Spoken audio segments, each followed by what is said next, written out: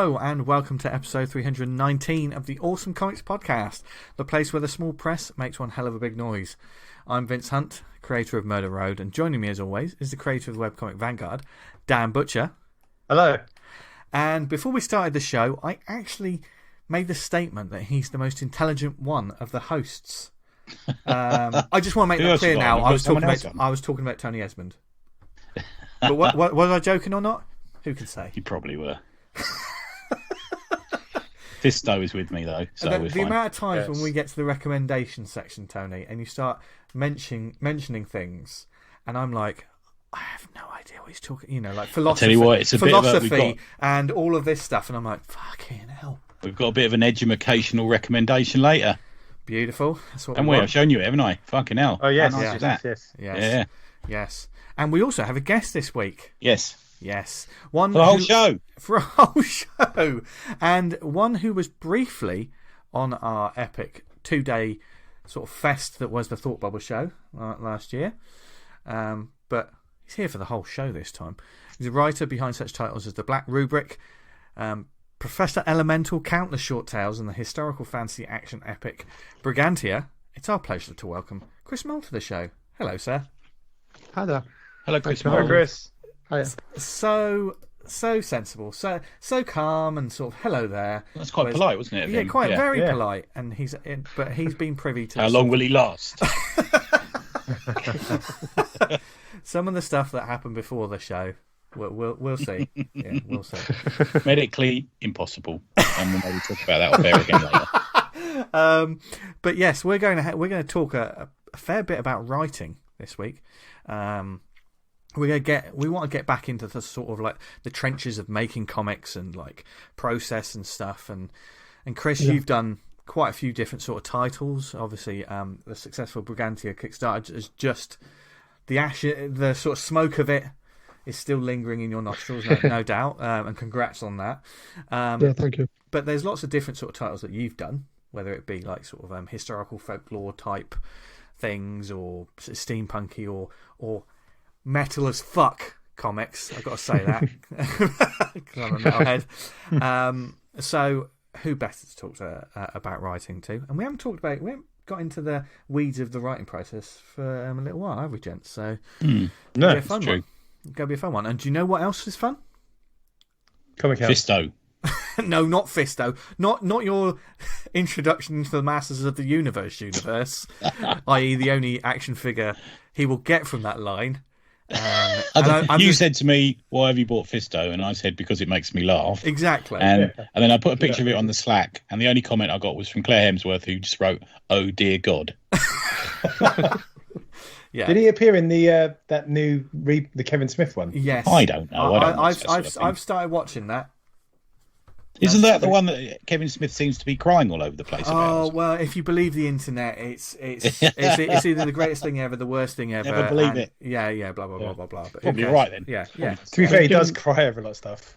I mean, given that the original He-Man was literally just, designed to sell action figures, it was never meant to be anything deep or serious or meaningful, so anyone taking it and going, it's a story that has meaning, Yeah, I think the first episode of that, when I watched it on Netflix, because that classic, oh my God, they've added this, and you watch it and just think, oh my God.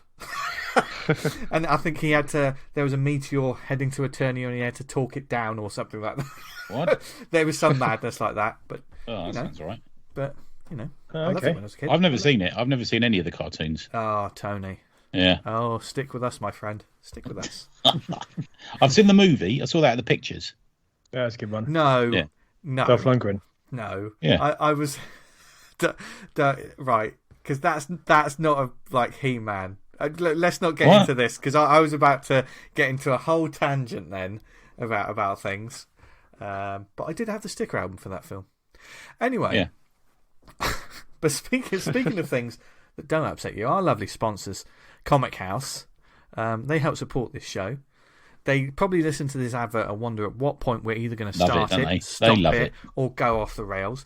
But while they're doing that, they are the indie comic marketplace with a difference. We love them. They love indie comics as much as we do, and you love Fisto loves them.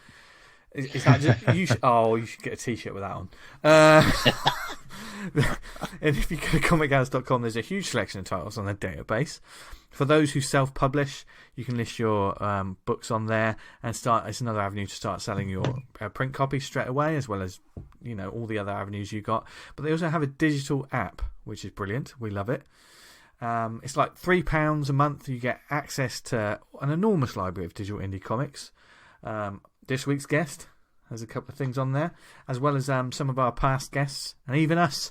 Would you believe it? And there's stuff being had. Stop laughing, Tony. There's. I love the fact that sorry, Chris, you're not in the WhatsApp group, and I will tell you afterwards. To put me off. Why are you just? Why are they sending pictures of Fisto in different ways in the last minute? They're just freaking. I tell you what, they're encouraging you. I'm going to ban Fisto chat on this show. I tell you what, when I woke up this morning, I didn't think that was a sentence I was going to say by the end of the day. And thank God you can't see things like that in Comic House. But what kind of titles have they got on there at the moment, Dan? We've got Bloop and the Pigeon Pandemic issue 1, Realm of Owls Logical Collections Volume 5, Roger Corman presents the Desport Games issue 1 to 4. We've got Puno Altiplano Volume 2 issue 2. We've got Sketchbook 2, The Awesome Drinking Draw, February 2021 to July 2021 from our friend JWC. Hey. Good stuff. That's the second one, isn't it? I think. Yes. Yeah, that's good. And there's a comic here, The Spirit of Enki, that's published in the UK. Enki, yeah. So that looks interesting. It's a long story synopsis, and I don't think the audience have got the attention span to stick with that. What are you talking about? We're like a 2.5 hour show. I know, but you they're know just what waiting like, for someone to Vince. shout boobs, aren't they? That's all they're interested in. Oh, God, no. Check out The Spirit of Enki issue 2, and I presume issue 1's on there as well. Yes, and you can find all of that and more if you go to start a 14-day free trial to dive headfirst into all those comics and more. You can go to comichouse.com. Yes. Do we Dan, you did read. Well done. Well, thank you. I shouldn't be congratulated for making it through our sponsorship ad. If I desperately tried to put you off by texting you and saying things. I know, as did Dan. I try not to check my phone while we're doing this show because I'm trying to, there's some kind of professionalism. It's not that thing, is it, in Anchorman where they keep putting extra words and full stops in the wrong place? It's a bit like that, isn't it? Yeah. But more sophisticated. Yeah. Just reads out whatever they put on the card. That's me. That's me. Go fuck yourself, San Diego. Don't call me San Diego. There must be a character called that. Yeah. Or Whale's vagina. Sam Diego. Surely someone's someone's done it.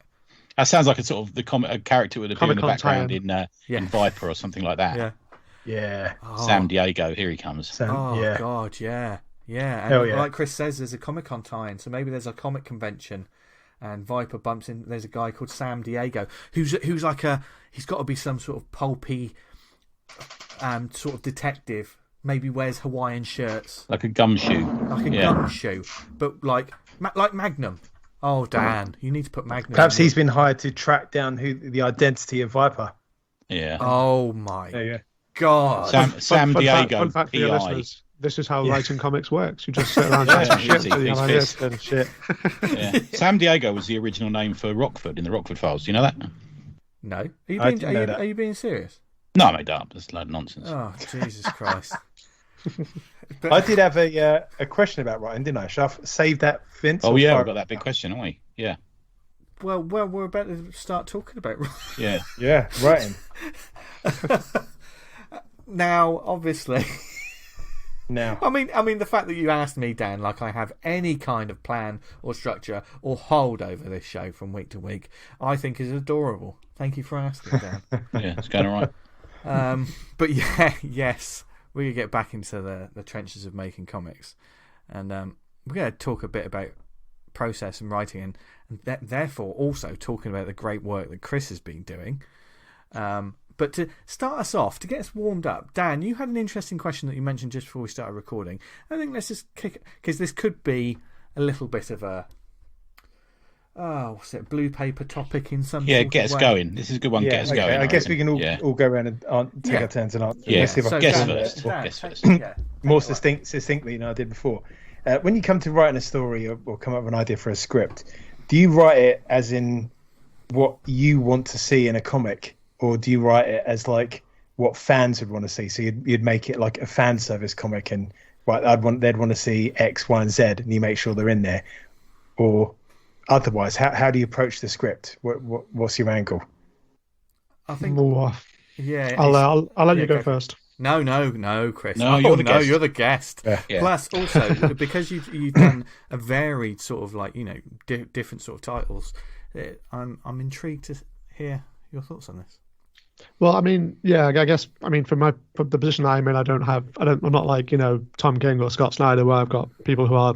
Well, I'm sure there are people who are quote fans of my work, but I don't think I have the same pressures that they maybe have if they're working on established IP. Yeah. So for me, it very much is a case of I kind of think, well, what would I want to read in a comic? What do I enjoy? What do I think tells a good story? So, I mean, taking an example, I'll talk about Brigantia a little bit. So, one thing I wanted to do was make sure that as a character, she was there was some depth to her and there was some nuance, and it wasn't just because there's a lot of the time with especially guys writing female characters, they get kind of getting down into the strong female character foxhole where they're like, she never gets always beating people up, never gets beaten, never has any kind of negative things whatsoever because she's super badass. And I was like, well, I want to make sure that the character does lose fights, does have struggles, and does have things that are going to be challenging for them. Yeah. Because that's where you actually get to writing a good story, is if you're like, okay, I'm invested in this. I don't like seeing this character get beaten up, but I understand that they're going to be better for it. Do you think that's an issue that's a problem with men writing female characters, particularly? I don't want to sort of tie everyone just take aim and fire at everybody, but I think it is something that I think can be a problem. There's a tendency to there's the whole thing of strong female character has become kind of a trope now, and it's become kind of a thing that it's so they can't fail, you mean, sort of thing. Yeah, exactly. Yeah, it's like they're sort of like, oh yeah, they're super strong, and they we can't possibly show them with any weakness whatsoever, and it's like, no, because you write your male characters with weakness, and you write male characters failing, and you write male characters having all sorts of complexity. So why do you think that is, man? Just from your point of view, why do you think that is? I mean, if you're a male writer, I guess you're like, I feel more comfortable doing that because I can identify with that character more closely. So, I mean, it's a whole kind of wider reaching problem, I think. But I'm definitely kind of like, I'll go for complex female characters rather than just strong, because strong isn't a very useful phrase.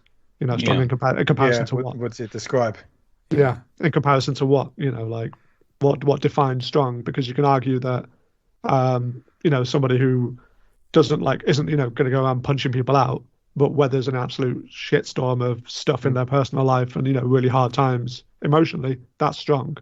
Is there anyone you see as a sort of a good writer of stuff like that? Is there any sort of role models? Because there's, female, that character, it's almost become a cliche not particularly in comics, but in some TV and movies, isn't it?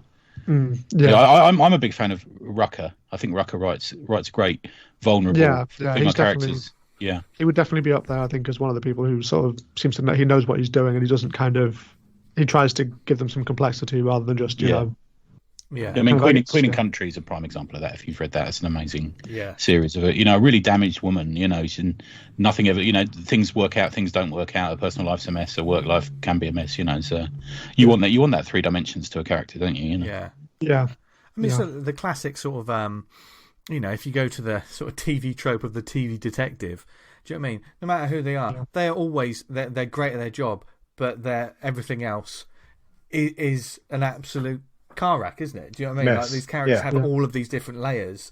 These, for want of a better word, most of the heroes, in their own way, they're all broken people, but the hero part is what they've got some sort of control over, isn't it? That's a sort of story trope in a way. It's almost a story cliche these days, I think.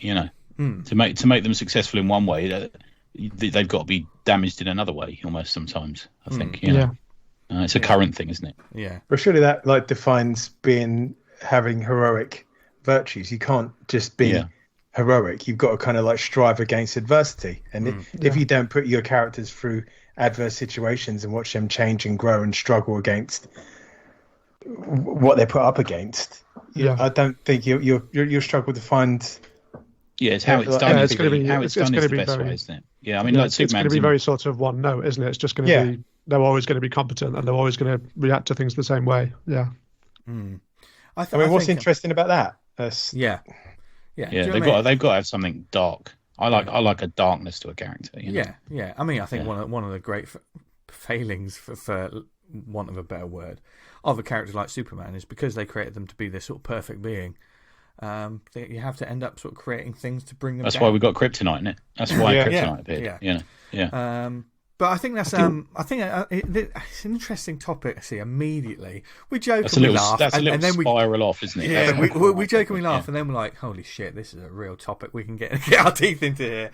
But I think that's interesting, especially like in a predominantly male-dominated sort of like creative space. I think it's interesting. Like there's talk and these views on males sort of taking the reins on like creating characters that you don't have any sort of, I don't have any life experience of these different sort of lives. Do you know what I mean? So if I'm writing a female character, I can't step into the shoes of a woman like I could like some weirdo who's podcasting every Sunday night. And some people, like you say, I think Rucker's always one of the top for me. That like he's a really interesting guy. They have more of a handle on it. And he does his work on it, doesn't he? So you look at there's a couple of word balloon interviews about the Queen and Country, about the work he's done to build that background and the the research and stuff. And it's the old story, isn't it? You don't necessarily have to be a Kryptonian to write about Kryptonian, but you do have to do research into the story and have some kind of experience of maybe what it means to be a stranger in a strange land. You speak to people who have been. There's that, isn't there? Yeah, which is also sort of brings us back to sort of Brigantia, who is not only sort of a strong female character, someone from the past. A powerful character that's from the past, brought into sort of modern day and stuff. And there's lots of different, because it's not just it's a strong female character. There's the historical aspect as well. So there must have been all these things that you wanted to get right with this sort of character. I mean, you must have done lots of research before the first page was even. Yeah. So I did do a fair bit with it. The thing that kind of helps is that the period that she's from, essentially, there's not really a lot of records. It's not the same as a character who's from, for example, the 17th century, because the 17th century, we know quite a lot about the 17th century. You can really kind of you can easily make a lot of missteps about that if you don't get all the details right. Yeah. She's from technically pre-Roman Britain, so before the Romans turned up, obviously, there wasn't a lot of structure. There was kind of a tribal system. The Romans sort of turned up and built roads, and what did the Romans ever do for us? Well, all sorts of stuff. So a lot of it, there's obviously an element of like wanting to try and make it feel right for like kind of that sort of Iron Age period, but it does help in the sense that there are things that we just literally don't know, and we're never going to know because there isn't really any record of it. So you have to I could sort of say, right, this isn't never going to be 100% accurate, but I can try and get it as close as possible. That's interesting. Was that definitely a sort of thought process that made you sort of push the green button on pushing forward with this sort of character? Do you know what I mean? Because sometimes we've got like we've all had that. Oh, I want to do a western. I want to do a historically appropriate sort of western. But then when you look into it, you think, oh god, people may tear me to shreds if I get any of this wrong. Yeah, there's a lot of know-it-alls out there as well, isn't there? Let's face it. Yeah. Well, what was kind of fun with the way it sort of developed was it's a really like a weird kind of sort of spidery path. So I'll walk you through it. So basically, I was in a band. I was in a band for like 10 years. Playing underground metal gigs all up and down the country, and we were touring with another band called Ivan Le Furies, who were really great. And they had one song where their whole sound was kind of a bit of a Victorian sort of thing. But there's one song where they mentioned the word Brigantia. And it's a really catchy chorus, and I was just like, that sounds really familiar to me. I don't know why. I haven't heard this before, and I did a bit of looked into it and was like, right, so Brigantia was a goddess. There's kind of some evidence pointing that she was located in and around Yorkshire in the UK, because there's a tribe called the Brigantes tribe, we do have a historical record, were based in this sort of area, which is where I live. So I kind of went, so there's a goddess for this tribe in my area, and I feel like there's kind of a Britannia sort of thing here. And I kind of went, I'm a big fan of Wonder Woman, and I was like, I wonder if I could do a sort of Wonder Woman thing with this character and sort of bring in a lot of British and English and folklore and myth that doesn't tend to get you don't tend to see a lot of that stuff. A lot of it you get the Greek gods in the sort of DC and Marvel pantheon. I say this a couple of years back, Liam Sharp did a little series on Wonder Woman where it's like Wonder Woman meets the Tuatha Dé Danann, who are like kind of Irish gods and goddesses, and there's quite a bit of crossover, and I was just like, motherfucker, he's stolen my idea. I think I actually tweeted at him and I was like, God damn it, like, this I've done a bunch of these, I'm going to do a bunch of these characters, and he was just like, it's cool, like, there's room for more than one. Yeah, of course there is. Yeah. But yeah, so it was that kind of sort of long circuitous path, and I was like, there's definitely a sort of pagan goddess superhero-y type thing here, and I can sort of do the research and pull it out. The thing that kind of made me sort of go ahead with it was just sort of kind of going, well, I can sort of see how this would work as it sort of started out in my head as a fairly sort of tropey, classic kind of superhero story. And I kind of thought, let's try and get into it a little bit. What was really cool was when we released the first issue of Thought Bubble, so we did a Kickstarter campaign for that, and then we released it at Thought Bubble, and this lady came up to our table, myself and the artist Melissa Trender, and came running up to us and went, like, I'm a pagan and Brigantia is my sort of goddess, like my kind of main goddess that I worship as part of my paganism, and this is like this version of her is absolutely spot on, like you've kind of nailed it. And I was like, you're telling me that somebody you actually worship in like a divine spiritual sense, and this little comic that we've done is kind of right, like it feels right to you. Like, that for me was kind of like a holy shit, I think we're onto something here. Yeah, because you've done something that feels true to somebody who's going to take it seriously. Yeah, I know. Yeah, if she could have been like, "What the fuck is this shit?" I would have been like, "Well, sorry." I think that brings up like an interesting point as well, because obviously, as well as all the gods, there are people that obviously know about this stuff, and like you mentioned the sort of the pagan gods. You obviously have a consultant on this comic. Yes, the consultant is my partner, but yes, but also knows a ton about. It was basically, I kind of went, okay, I'm gonna need your input on this, because like essentially it's about me going, I want to do this with these characters. Is this gonna offend anybody? Is this a good interpretation, basically? And the main thing to point is that it is an interpretation. It's not. There's no kind of thing where we're saying this is the defined, like this is the only version of these gods and goddesses. It's a take on them, but it's largely about asking my partner and sort of saying, is this going to offend people? Yeah. Is this all right, basically? But yeah. So you're not a pagan, though, I'm guessing, is that right? Or? I'm not. No, right. No. I'm sort of. I mean, it's whenever I get asked about what religion I am, I just say no religion. But like at the same time, the thing I really like is I get kind of quite spiritual about being out in nature. So I'll go and like look at a forest, look at a bunch of trees, and be like, that's some good shit. That's right. That's spiritual right there. Yeah. Okay. Yeah. I've been there. There's a term for it, but I can't remember what it is. But it's sort of, I don't believe in gods and goddesses and all that sort of stuff. Yeah. But it's kind of like I sort of like don't need to. I kind of believe in the character. Yeah. Do you know what I mean? Yeah. And also there is there. It brings up the point of like you don't necessarily have to have the beliefs of a character to write the character, as long as you're. I hope not. As long as, well, yours, Tony, here, but I mean, there's lots of questions that need to be asked. But it's having the knowledge and respect for whatever this character is. Respect, I think, is the crucial thing. Yeah. Yeah, because with any character that you're writing, that you don't, it's kind of circling back to your point about needing to step into their shoes or not. I think there's definitely. I mean, just like you said, you don't need to be a Kryptonian to write the Kryptonian. You don't need to necessarily be able to say I have personal experience of this, but you need to respect the experiences that somebody in that position might face. Do you think? So, take an example. Yeah, no, go on. Well, like John Jones, for example, Martian Manhunter. Yeah. None of us are Martians, like that. So you can't sort of say, oh, yeah, I definitely identify with that, but you can identify with maybe going somewhere new, not knowing anybody, having to try and fit into a culture that you don't, you're not part of. Yeah. Even if it's just as basic as move to another city to go to university or something. Yeah. You can sort of extrapolate out from that as how it feels to feel sort of, out of place and not like you don't belong. Yeah. And that's what you just have to break it down to the. Yeah. Do you think that's where a lot of writers and creators they can go a bit wrong sometimes when they're stepping into the shoes, and I think in some ways this ties back to your question as well, Dan. When you're stepping into the shoes of a more well-known character, and we've all read those comics where sometimes it doesn't feel like the character that you know.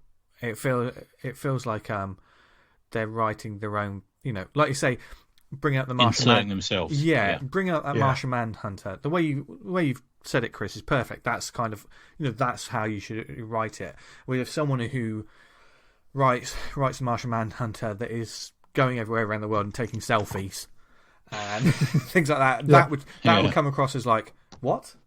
This is not got it. You're not got it. Yeah. Although I'm going to make a note of that just in case they hire me for the Martian Manhunter Martian Manhunter takes selfies on the On ground. Instagram. Yeah. Everything is just a page of an Instagram post. Yeah. It sounds like a dream job. Yeah. The Martian Trend Hunter. That's what he's going to be. The Martian influencer.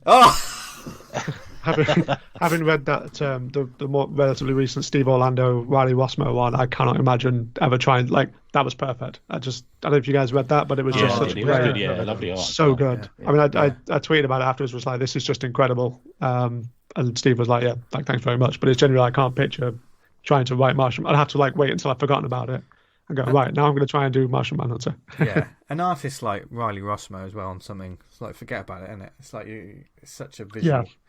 Yeah. Such a visual style. I mean, going back to obviously the research that you had and getting things right. And I think it's interesting that you had the Wonder Woman, the first step on the path, as it were. So, and we've all had these characters that even if we think we've created the most original thing in the world, it's probably been influenced, or sometimes it's like, I want to create my own version. I mean, how many versions of Batman have we seen in the fucking world? And so sometimes you can start with something that's already existing. But just file the serial numbers off. Yeah. I mean, at what point do you think, right, okay, how am I going to, you have that archetype as the start. And it's not just as simple as, okay, I'm going to have Batman, but he's going to be in London. Do you know what I mean? It's not as simple as that. It's not putting them in a different place, is it? You've got to go the extra mile. Cockney Batman, Jesus Christ. Or fucking hell, as Batman is that what probably say. Yeah, fucking signal out of my eyes. That was quite a good Danny Dyer. Thank you. Yeah. Oh my God, we've cast Danny Dyer as Batman. That's perfect casting. That is brilliant. We cast Danny Dyer in anything on here, Chris. Yeah. Didn't they do that graphic? He did that thing about Brexit, and they did Batman Year One. They put the Danny Dyer speech in front of it. Did you see that one? No, I didn't see that. That was great. Was that the one where he called David Cameron? Was that one? It's like, it was that. Brexit's some kind of mad riddle that no one understands. Literally every time he gets mentioned in my house, my partner is just like, "Oh yes, Danny Dyer, our rightful king," because he's related to. They did one of those "Who are you" things. He's related to Edward the Confessor or something. Oh, is it? Yeah. He's related to one of the old English, a proper English king, and it's like, you know what? I would take Danny Dyer as the king of England. I think the good thing about that is that he did that, and then he didn't milk it at all, did he? Yeah. Yeah. He's far too busy to be king. Come on. Is he in EastEnders still or something? Yeah. I think he's gone back to it. Has he? All right. Has he? Yeah.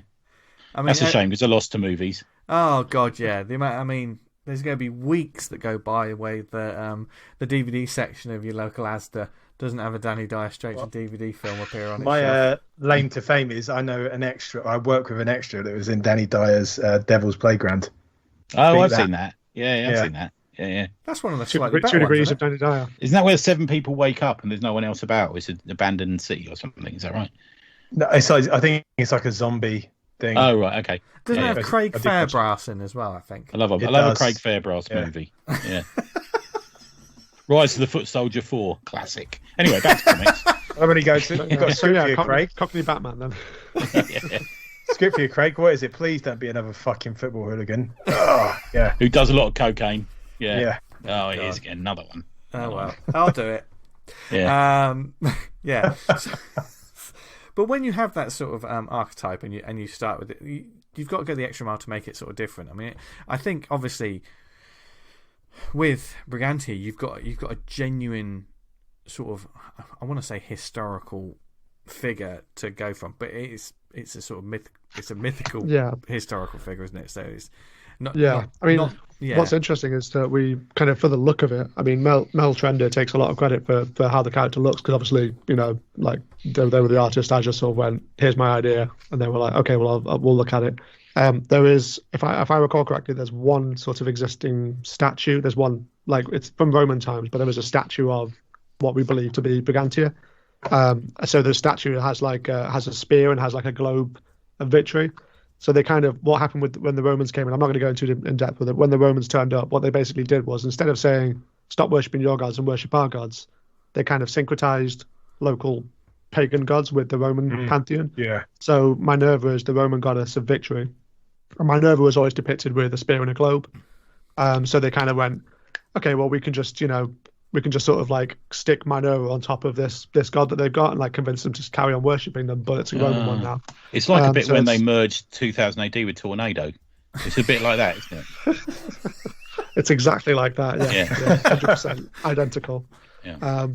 But yeah, so there's one existing statue. So we sort of looked at that and went, okay, so that kind of makes it easier for us. Her weapons are a spear and a kind of magical globe full of energy.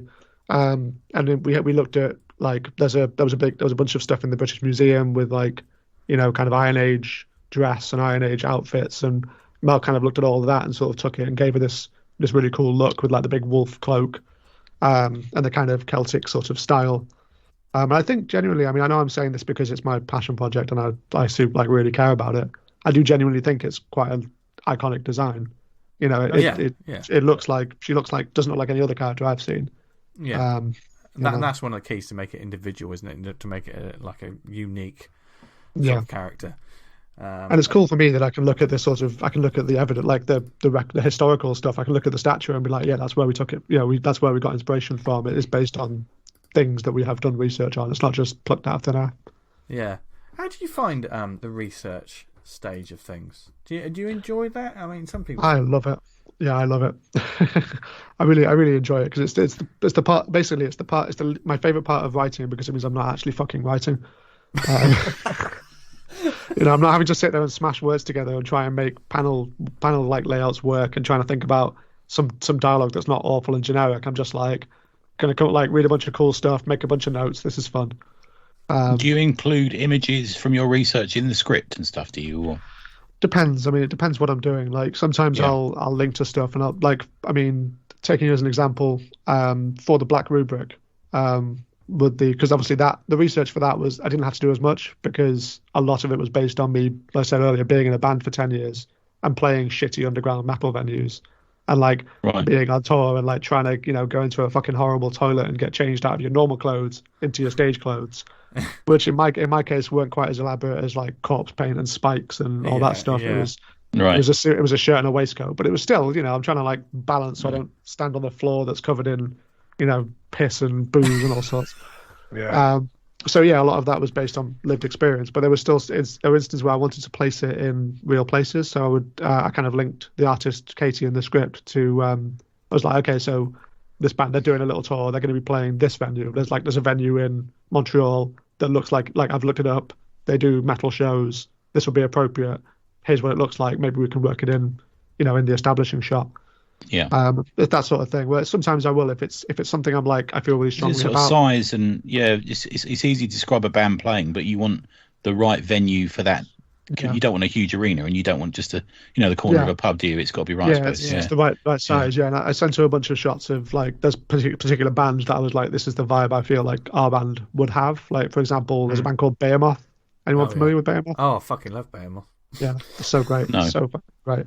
No, I saw I'll them at I'll a send you some festival. tracks, Tony. You'll love it. Yeah, Fucking great. I'll rock out Like- to that later. I saw them at a festival called Hellfest, appropriately, in France in 2014, and it was like, despite I've the been fact to it France. I can agree. it was great. Despite the fact that it was like, I don't know, 35 degrees or something, it was insanely Oh, hot. And God. they were like hosing water on the crowd to keep people cool. And yet, nevertheless, these guys come out in their full like medieval God, black yeah. face paint, I get you. leather and studs, everything, and big masks and just like absolutely transcendent performance. It was incredible. Yeah. But they're very, very Satanist. So I was like, I'm feeling this. Oh, okay. You're not a Yeah. Satanist, so you've cleared that up. Again, That's we fine. said that from the start. Yeah, Yeah, we're it's- clear now. If I I'm had to Satanist. pick a religion, I guess the closest I would hew to is like a kind of is Satanism, but at the same time, not really. No, Is there a lot of free love in Satanism? no. I'm not interested. I'm out. There's different like there's obviously the classical version of Satanism where people are like, people are going into parks and sacrificing people and Yeah. satanic panic, and then which is kind of bullshit, and then there's a more sort of introspective one where it's all about, it's kind of like doing what makes yourself happy and doing things for yourself. But I always feel like you can interpret that as if you're doing I things see to what make you're yourself saying. happy, if that's helping other people, you can do that. Yeah, That's still yeah, Satanist. I don't know. Well, Probably yeah. lots of our listeners are Satanists. I make myself happy quite a lot, but hopefully Not nobody like that, sees. Tony. No. There's a really interesting documentary. I don't know if it's still on Netflix in the UK, but we watched it a while ago. I can't remember what it's called, but it's about there was an American bunch of Satanists who got into this big argument with the city council over a statue. Basically, the city council wanted to put up the 10 Commandments outside the state building, and they were like, "That's bullshit. You're supposed to have separation of church and state. You can't be doing that. That's a religious thing on political grounds." And they won. And part of their sort of stunt was they made a big statue of Baphomet, and were like, "Well, we'll put this up then because you've got your statue up, so." Fuck you, we'll put ours up. Nice. Yeah, I remember reading about that. That was, Yeah. It's great. So It's actually really good. It's a cooler statue as well, isn't it? Let's be fair. It is, yes. But yeah. And talking about Satan, I've completely forgotten what I was going to talk about. You're asking about putting images in the script for the. That's Satan's done that to you. Satan! Oh, hail Satan! That's probably not the first time I've said that on the show. I don't think so. I've said it before. Yeah, but I know what it was. Yeah, in terms of, I think reference images can be hugely important. I know I've had a script from Tony, and you sent links. You put links in your thing, but certainly something like a music gig, I think it's hugely important because let's face it, we've all been to a gig, whether it be a stadium or whether it be a festival or whether it be a pub. And they are all about atmosphere, and the atmosphere is so different in every stage, whatever the stage is. So if you're writing a story about like a small band that is playing in a spit and sawdust place, then it's got to feel like when the ceilings are dripping with sweat when it gets that hot. Yeah. Whereas I think there's a couple of different ways. The reasons I put it in. One is, like you say, V, there is mood and texture and vibe, and there's all this sort of thing to it. And you want to be of two minds, but you don't want to sort of super predict to the eyes, do you? It's just enough just to give them a taste, So you're both on the same wavelength. And then there's other factual stuff that I put in. So, for example, if I did one the other day where I was describing a machine gun, and I wanted to make sure. There's been a number of versions of this machine gun. I wanted to make sure I had the right one for the year I was writing in the 70s. So I had put a picture of it in there just so he got the right one, Yeah, cars are very you don't specific wanna, as well. Yeah, you don't want to dictate to the artist and say this make it look exactly like this, because obviously you want them to be able to express themselves and have some be dynamic with it. So it was definitely if it's something where it needs to be right or people will bust your balls over it.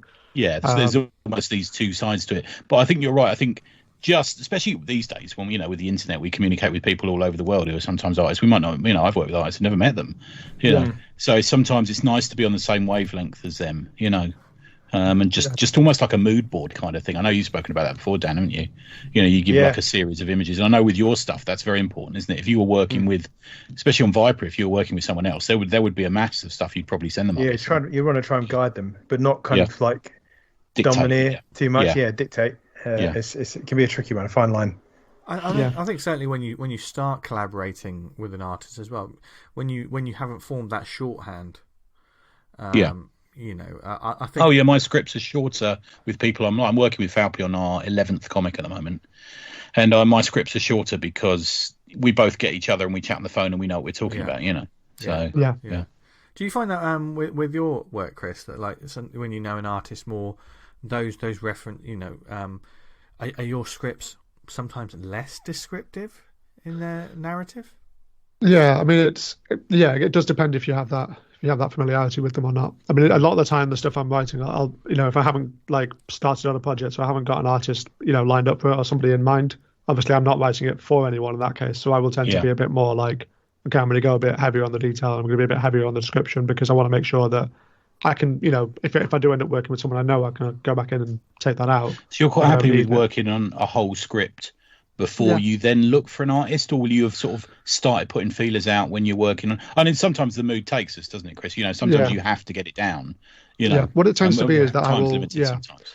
I'll sort of have an idea in mind sometimes of who I might want to draw it. So, I mean, for example, there's one that we haven't, it's in the pitching stages at the moment, so it's not, announced anywhere, but I'm going to talk about it. Okay, fuck it. Yeah.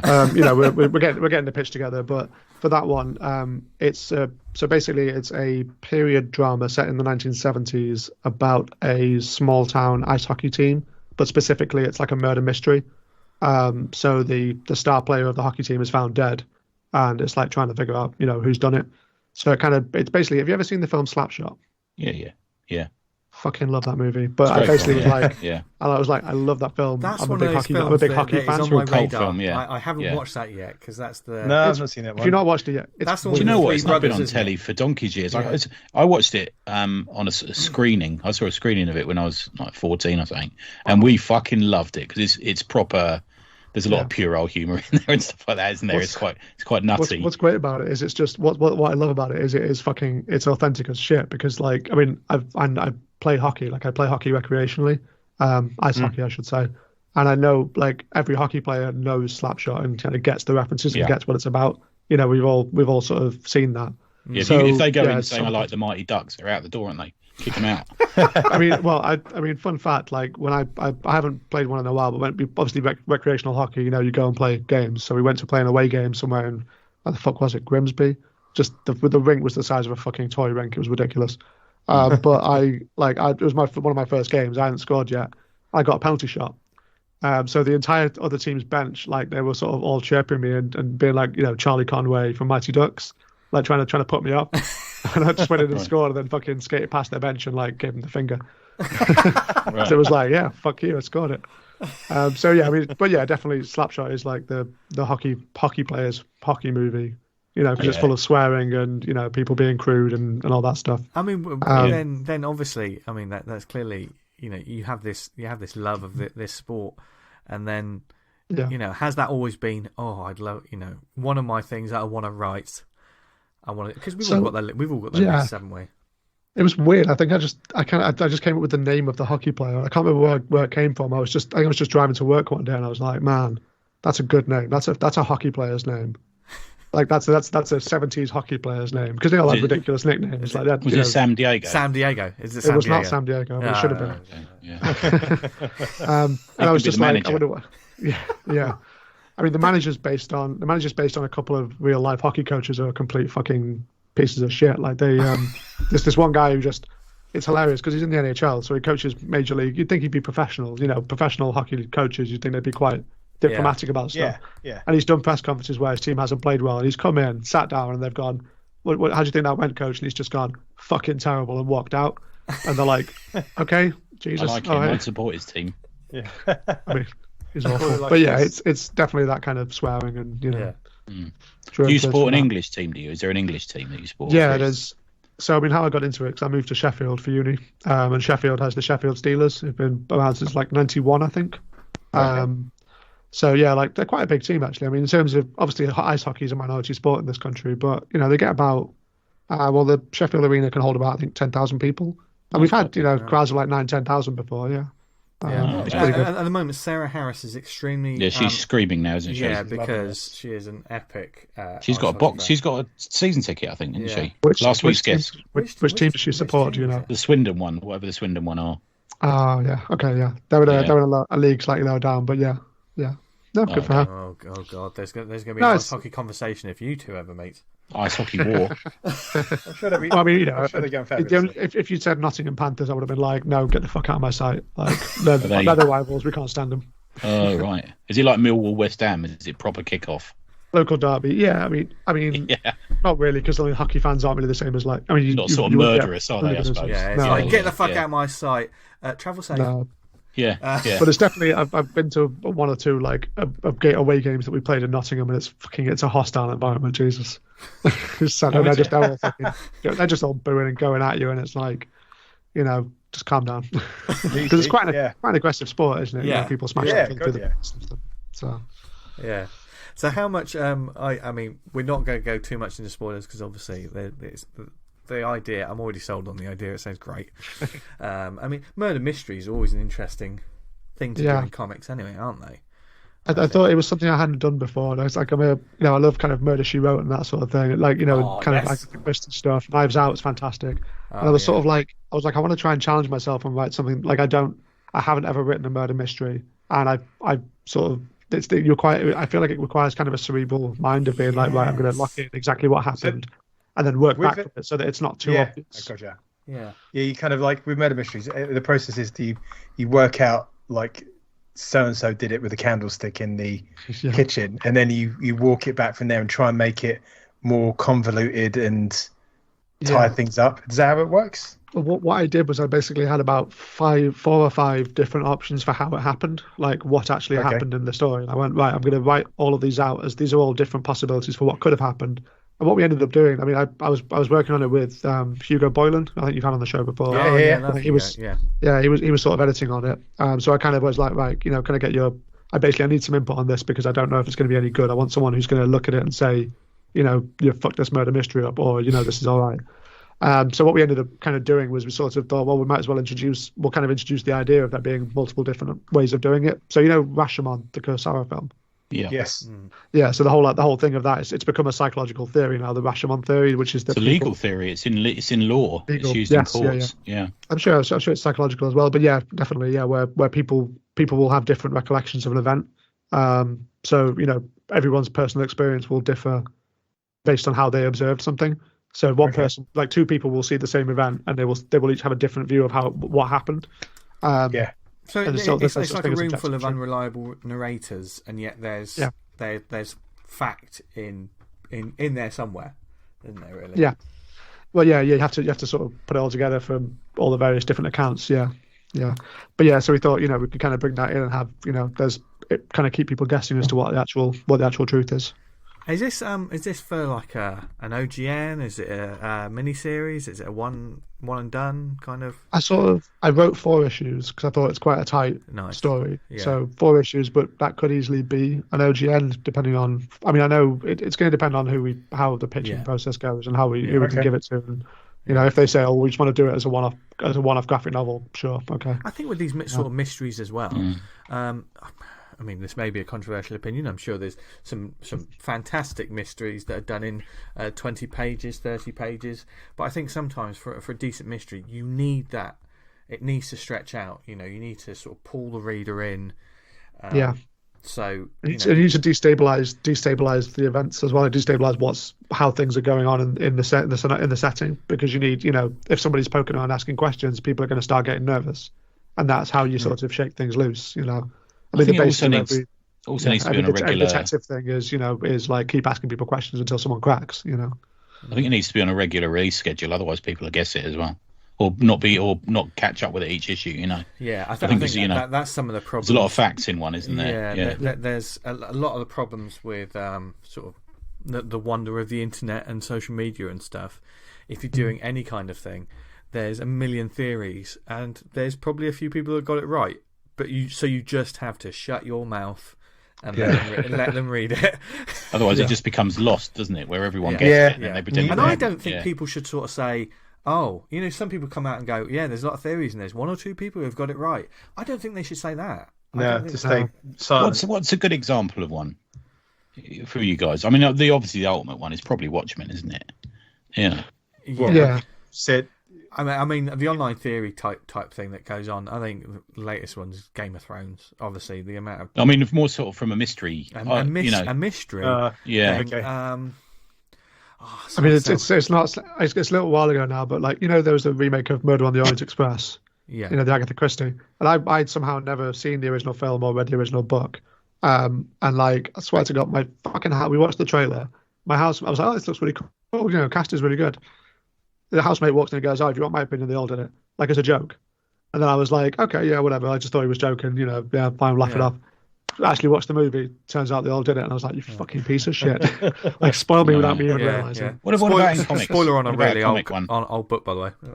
Yeah, I know. Yeah, I mean, it's like 1920. Yeah, sorry. Yeah, and sorry it's had a billion adaptations, so, I can refer it back to webcomics, because obviously with the webcomics, you get like a constant reader feedback. And I've read many that put like, please don't discuss like your theories and what's going to happen in the story, because it could mire someone else's enjoyment of it. You said, oh, Joe Blogs is going to do this, I reckon. And also, don't change just because someone's guessed what you're going to do. Your twist, because if you're going to change it just on that premise, you're more likely going to fuck it up. And if you've laid a load of groundwork for the story to go to location A, and just because someone's guessed rightly that that's where you're going, because you've done all the groundwork, an intelligent reader is going to be able to work out where you're going with it. Just to change it at the last minute is just to subvert, as it were. That's a mistake. Stick to your story. Yeah. You don't want to be. I don't think you should stop people talking about it, though. No, I can understand, but I think it was like, you can talk about the comic, but don't start saying, I don't know. I can't remember the example, but they were kind of like, try not to kind of do too much. Oh, this is going to happen now. This is going to happen, because some people don't have that. That's the problem with the release schedule for something, isn't it? I suppose where most sort of in other media, it's like novels and movies, and even in episodes of TV series, it's kind of done in one, isn't it? Almost a lot. But if you string it out, then you inevitably get that theory. Yeah. I mean, if it's popular enough as well, I think there's a kind of a. Sorry, go on. No, you go. I was just saying, I think there's kind of a lack of understanding on the part of how long it takes to make comics as well. Because with something like a TV show, it's pretty clearly apparent that it was filmed and made months ago. So if you're on Twitter going, oh, hey, you should do this, like it's already happened. I can't change it now. I think people sort of assume it's why the like writers for like Marvel, DC professionals, they're like, don't tell us your ideas. Don't come at me on Twitter with your ideas, because if anything like that turns up in the comic, then we're in trouble. So shit over it. Yeah, exactly. It's like, don't give us that. Don't try and say, here's my idea for what you should do, because that's not. We can't. We could get sued if we do end up having something that's. I think they don't take unsolicited pitches hardly anywhere anymore for that very reason. Yeah, exactly. But it's that I think people sort of think, oh well, if I don't like this thing and tell them they should do this instead, it'll get in there somehow. And it's like, no, it's already been written. It's been written months ago. It's been drawn months ago. It's been made. It's already. The story exists as it is. Yeah. In terms of comics have a long history with mysteries as well. I mean, like the amount of times, like in the Bronze Age or Silver Age, like, oh, this episode, this issue, we discover the identity of such and such. There was always a who is behind the mask kind of thing. The Green Goblin is the prime example. Yeah. In terms of recent mysteries that have stuck the landing, I'm sure. I can't think of one, but I'm sure Walking Dead has had one or two. I swear there's been like something's happened and they've left it cloudy as to who was responsible for such a thing. Please correct me. In the comic, you mean? Yeah, in the comic. No, we'll talk about comic. Okay. Yeah. Right. Yeah, I think there was things like someone got murdered and it was like, who did it? We've had the whole... Tom King does a lot of mystery stuff in his comics, doesn't he? So in the new... Adam Strange one, there's a sort of mystery. In the Batman run he did, there was a mystery, wasn't there? Yeah, it comes out as part of the story. Yeah, and like for instance, I know something like the Batman story Hush. There was a mystery to who that guy's. Do you think mysteries like that sort of thing? I think it's less about small press and indie comics, but when you're dealing with like established characters, do you think when it's like, who is this person that is doing this thing? I think there's a traitor among us. It's a great little trick sometimes. Yeah, I think that's a good way to grab. But do you think it's sometimes when it gets to the reveal, it's someone new that they've created or something new that is? And do you think that is a bit cheap? Do you think it's better to have an established? Effective? Yeah, less effective. Do you think it's better to have an established? Oh my God, it's that person. I think it's I mean, it depends entirely. I guess it depends on the circumstance, but it's always going to feel less good because you're like, oh, who's this guy? Like, I don't know who that is. I have no connection to that person. Whereas if it's like, for example, like, oh, who's this person that's been hunting down the Bat family and killing them one by one? Oh, it's the only one. It's the only one who we thought was okay. It's Dick Grayson. That would be a big fucking shock. I think people feel a bit robbed if, like you say, there's someone comes on. Yeah, don't introduce someone in Act 3.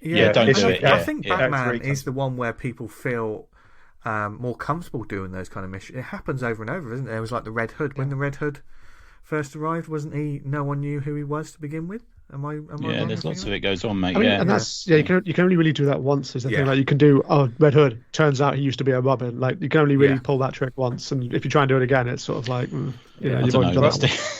Invincible. They tried.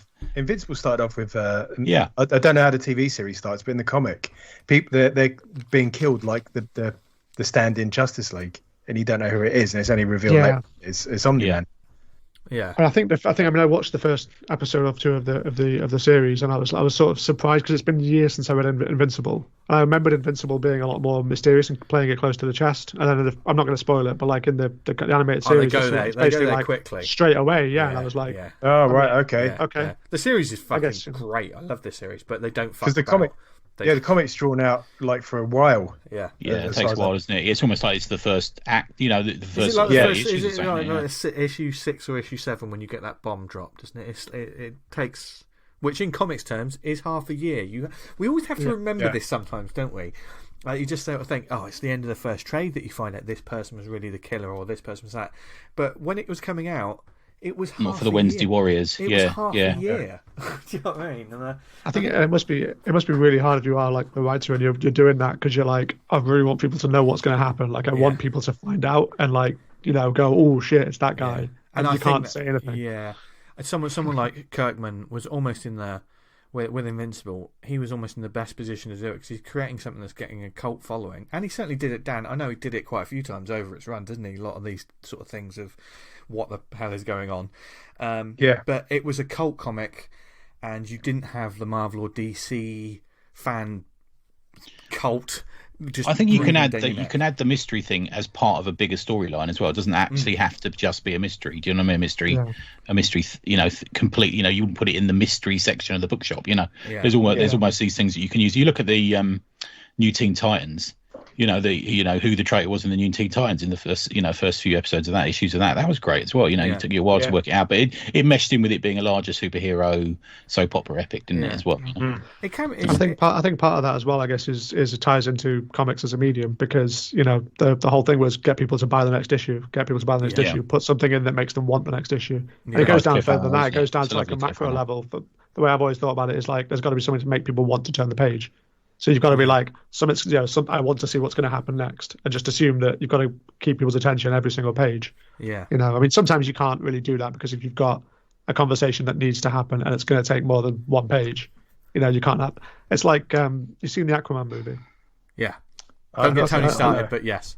I love Sadly, that movie. Yeah. I love the movie, but it's what's quite funny is you can tell the bits in the script where they were like, okay, we've had a bit of a conversation, like an exposition dump, so we need to move things along. So some shit gets blown up, people burst in. It happens about 4 times in the movie where someone comes smashing in or someone blows something up, and it's like, okay, so this is how you're changing scenes. Is like someone gets blown up. Cool.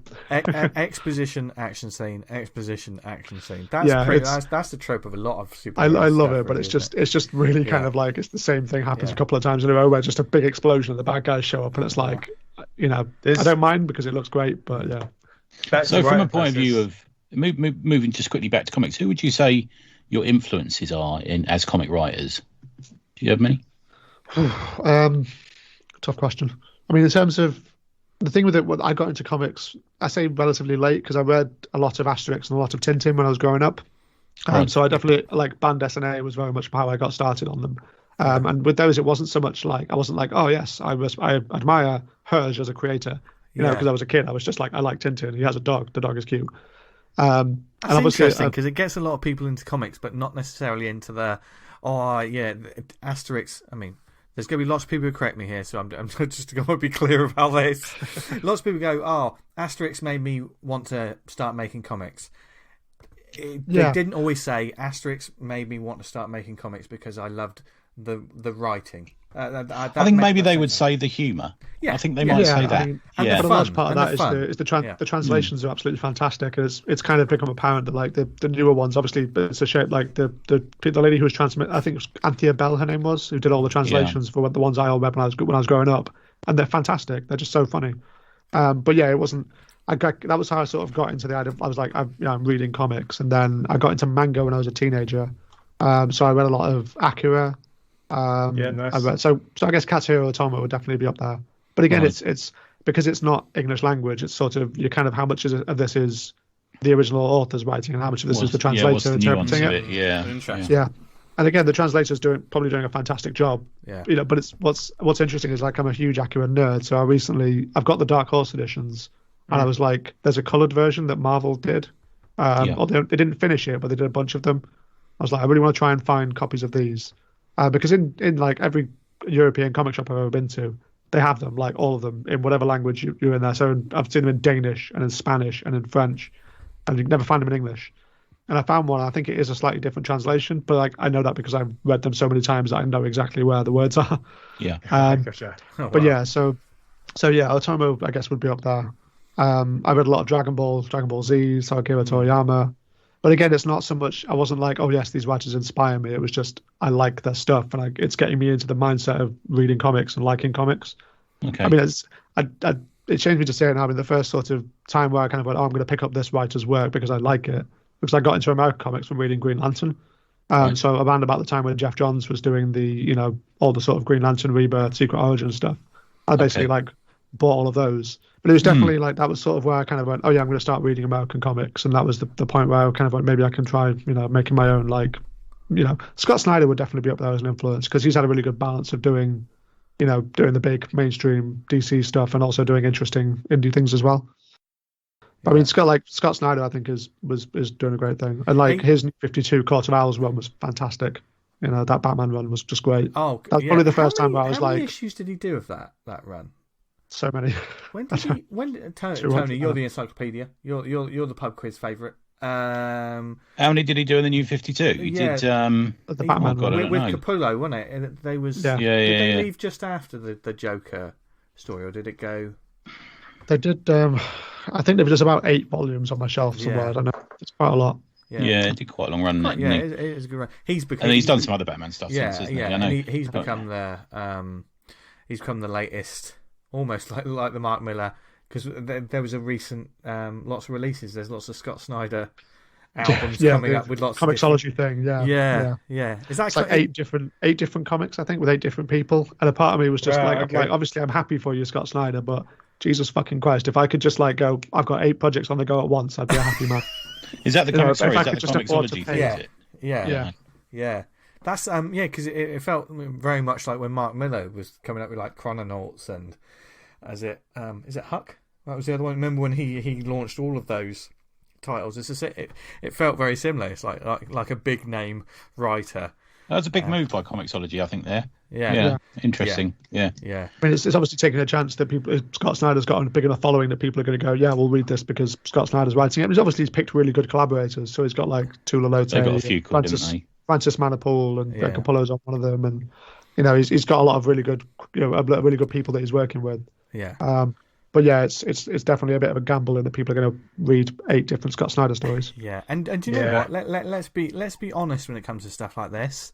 You're going to like some more than others, and do you know what? The ones that you don't like, someone else is going to like. That's the thing is when you create 8 different titles that are different sort of stories.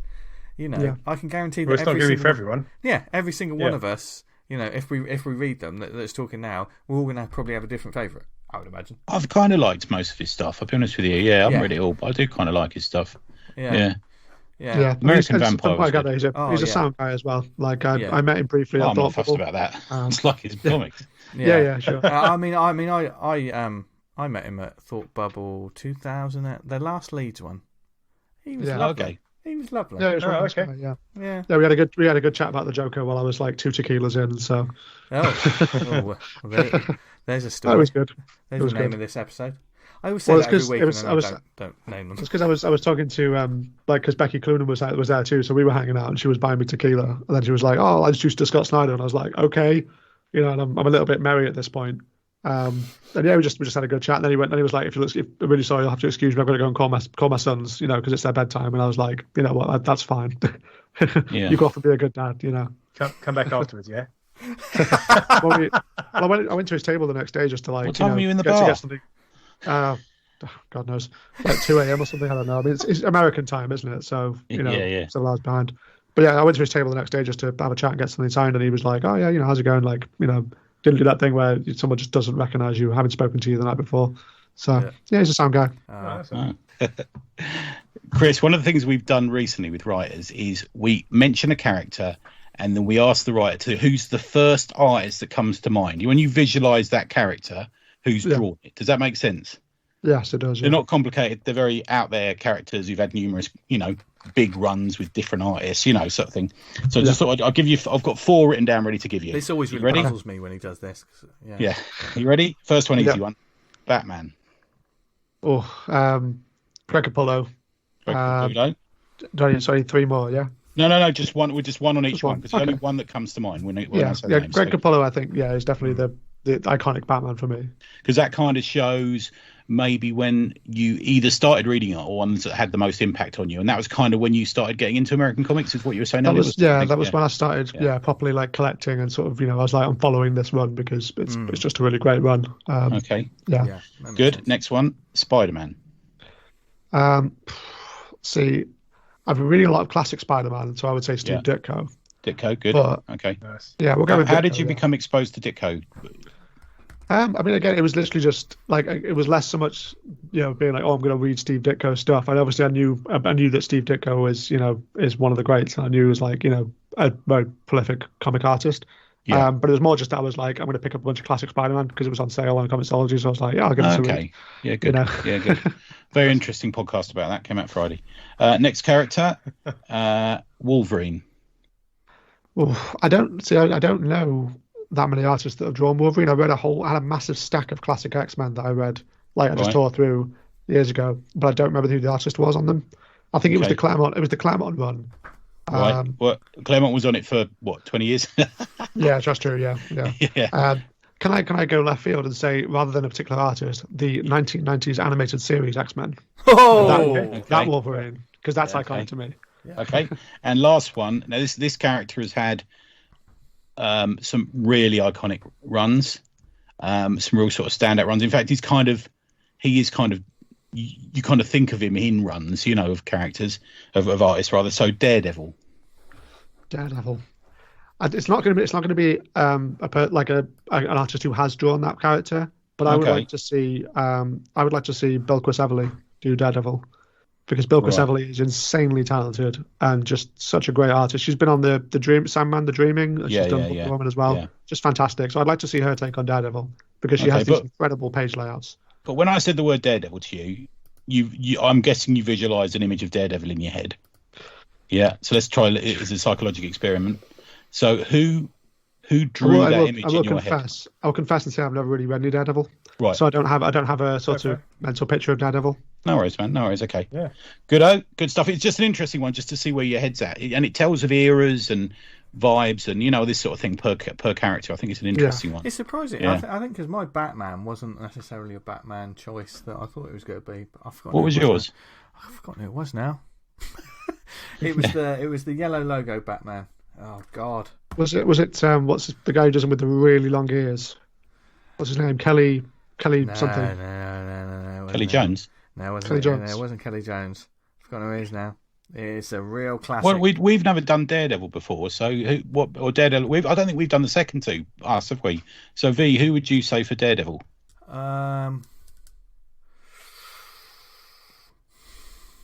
Fuck. Thing is, what about you, Dan? John Romita is it John Romita Jr. on? That's what I was thinking. The Anna Nesenti run. Fucking hell. When my brain with immediately, Fisto. yeah. JR. Yeah, it's him. Oh, he doesn't like that though, does he now? Oh right, sorry. He's not a junior. He doesn't listen to the show. But if you do, John, you're welcome on anytime. Yeah, I'm going to say Miller because just that confirmed the character for me in my mind. Yeah, and he's had 3 different runs, 3 different goes. I would say John Romita Jr. though is probably a name that I would say for quite a lot of characters. Okay. Because Spider-Man as well? Because or? he moved. No, Spider-Man for me is Bagley. Oh, yeah, you said, didn't you? Yeah. But for instance, there's some absolute. Because John Romita was on so many different sort of series, wasn't he? He did a brilliant Punisher. When I think of like Bishop from the X-Men, it's John Romita Jr.'s. For me, it's his X-Men work I really like the best, I think. Yeah. Okay. Yeah. What about you, Dan? What character are we talking about now? No, what was your favourite JR? Don't call him that run. I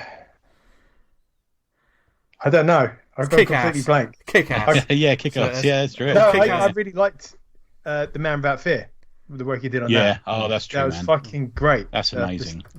The choreography in that book, fucking hell. Yeah. Because there's definitely a lot of like classic stuff, but there's gaps in the knowledge a lot of the time. Like for everyone, I think everybody has like some stuff they've not read because it's like there's so much of it to read. Yeah. So, it's tricky because it's tricky. Like I didn't get when I sort of started. So I'm going to start getting into American comics. There wasn't like a list of people going, right, you've got to read this, and this. Yeah. And at the same time, I wouldn't have wanted that because it would have been kind of somebody else telling me, here's what you should read. Exploring the long boxes, man, is the best thing you can do. Yeah. I think in some ways we all must have done the point of like just going, yes, yes, yes. And when someone sort of says, oh, you know this title, don't you? And you're like, yes. And in your head, you're thinking, no, I haven't read this. Wind me up now. I haven't read this. I don't know what he's talking about. Yes, I've gone, yes. Yes. So, Tony, I just want you to know, any time I go, yes, when you're speaking, that's not what I'm doing, dude. I've got a visual image of what you're doing when you do it. You've got one finger up to your mouth. Yes. Yes. Stroking the chin. Yeah. And come on then, guys. So Wolverine. What about Wolverine V? Wolverine's such a difficult one for me. Oh man, yeah.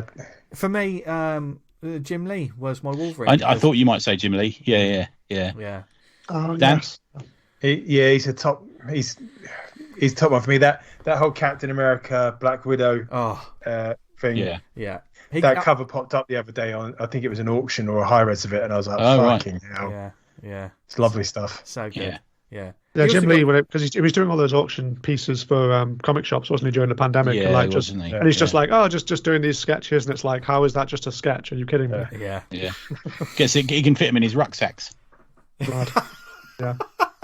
Jim, if you're listening, we would like a rucksack. Please send one through. I'm going to say John Byrne for me for Wolverine. That does make sense. Yeah. It's just a nice little experiment. Yeah, the classic Todd McFarlane. Oh dear, there's a curveball. He probably owns it. Yeah, probably. Baseball humour, love it. Like we know what we're talking about on this show.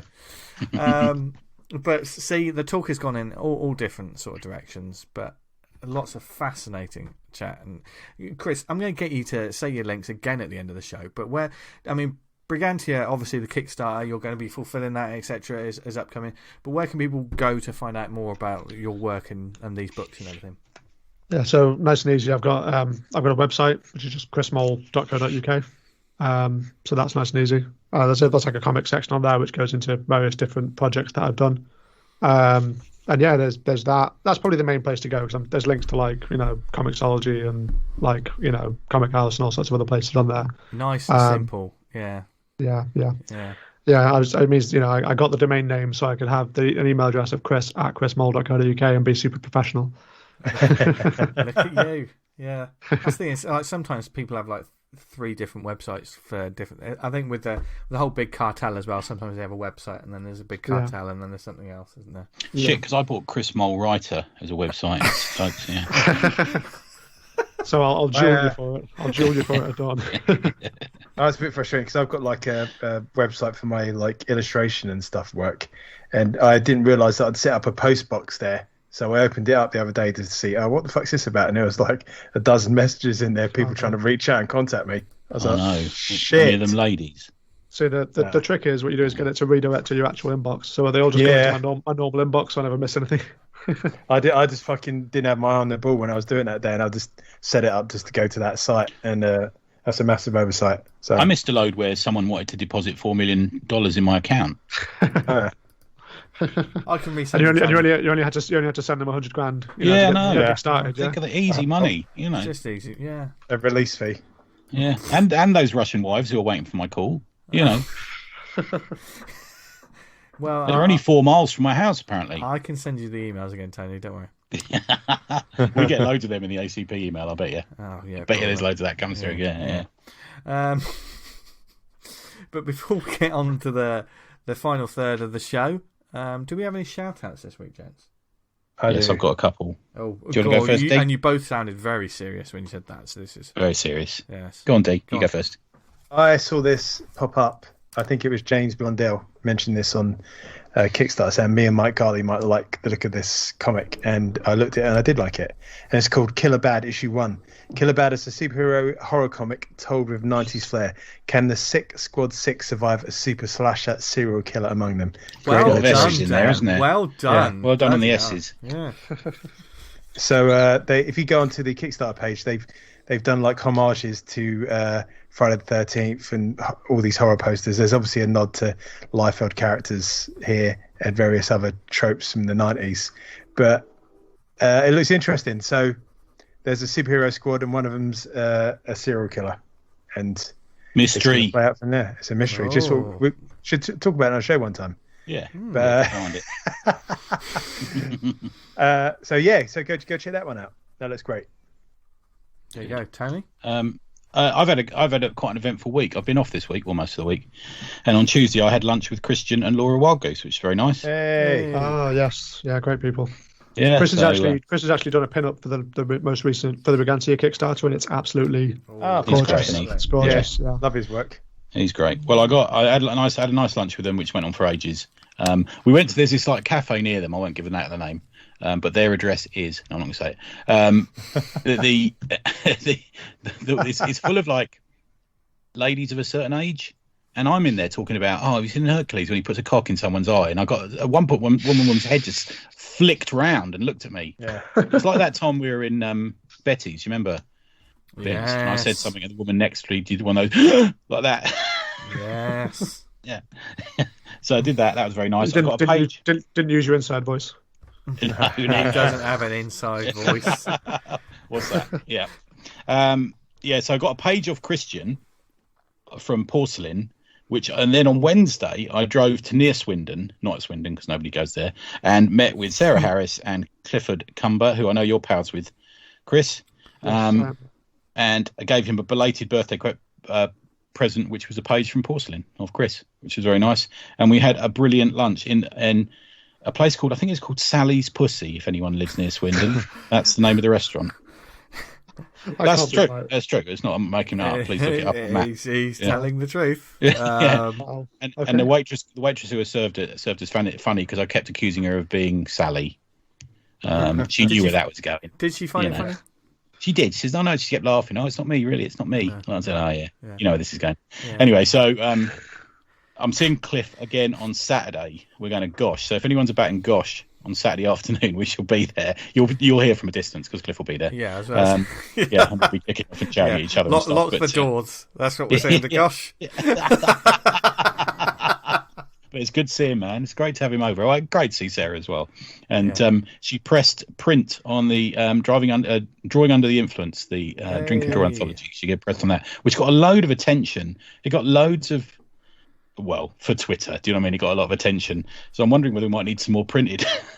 This also mentioned in the 11 o'clocks podcast. That was where I was going with that. Yeah, exactly. Thanks, Dan. Yeah. So thanks to that. And Vince and Tony Fleece, who was in the place of Jason this week, they gave us a lovely mention and a really lovely review. Really nice. Yeah, I think I owe those dudes a drink. Excellent. So I can't wait to see it. It looks great. Yeah, they got a Tony and a Vince. They need to Dan too. They do, don't they? Yeah, because I call I call Vince our Vince when I was on their show. So he's their Vince B. Well, yeah. I'm just a piece of meat to you, aren't I? I'm just. Yeah, it's one of those ones where we thought it might be coming up, and but as soon as you're out driving and you're like, oh fucking hell, it's like that. It's like that moment in The Big Lebowski, he's punching the roof of the car. It's a bit like that, Good stuff. That's great. It's a fantastic review. I mean, yeah, absolutely sold it. Yeah, and Alan Purdy got a special mention for. I mean, there's loads, as we heard last week, there's loads of great people in it. But I was chuffed to see Alan got a mention because it's his first comic strip. I know Alan's been doing stuff for years, but it's never become a comic strip, if you see what I mean. And it's the first one in there, and it is really good, I have to say. Really, really good. Yeah. Yeah. There's they mentioned about the back cover how me and John Ottaway were the hardest ones to draw on it. Yeah, that's a great back cover. Yeah, if you look at the Slack, if you're on the Slack, I use my little square as my icon on there. And Alan drew that as well. Alan did the back cover. That's a fantastic cover. Yeah, really like that. Yeah. People won't recognise me on that back cover. You trimmed up a bit since then, haven't you? Different times. And you got your sunglasses on. Yeah. And I've got a beard. You put your G.I. Joe sunglasses. Yeah. Which I'm gutted. I'm going to have to get a new pair because Why? I put them in my my rucksack, my man bag. But you wear them outside the house.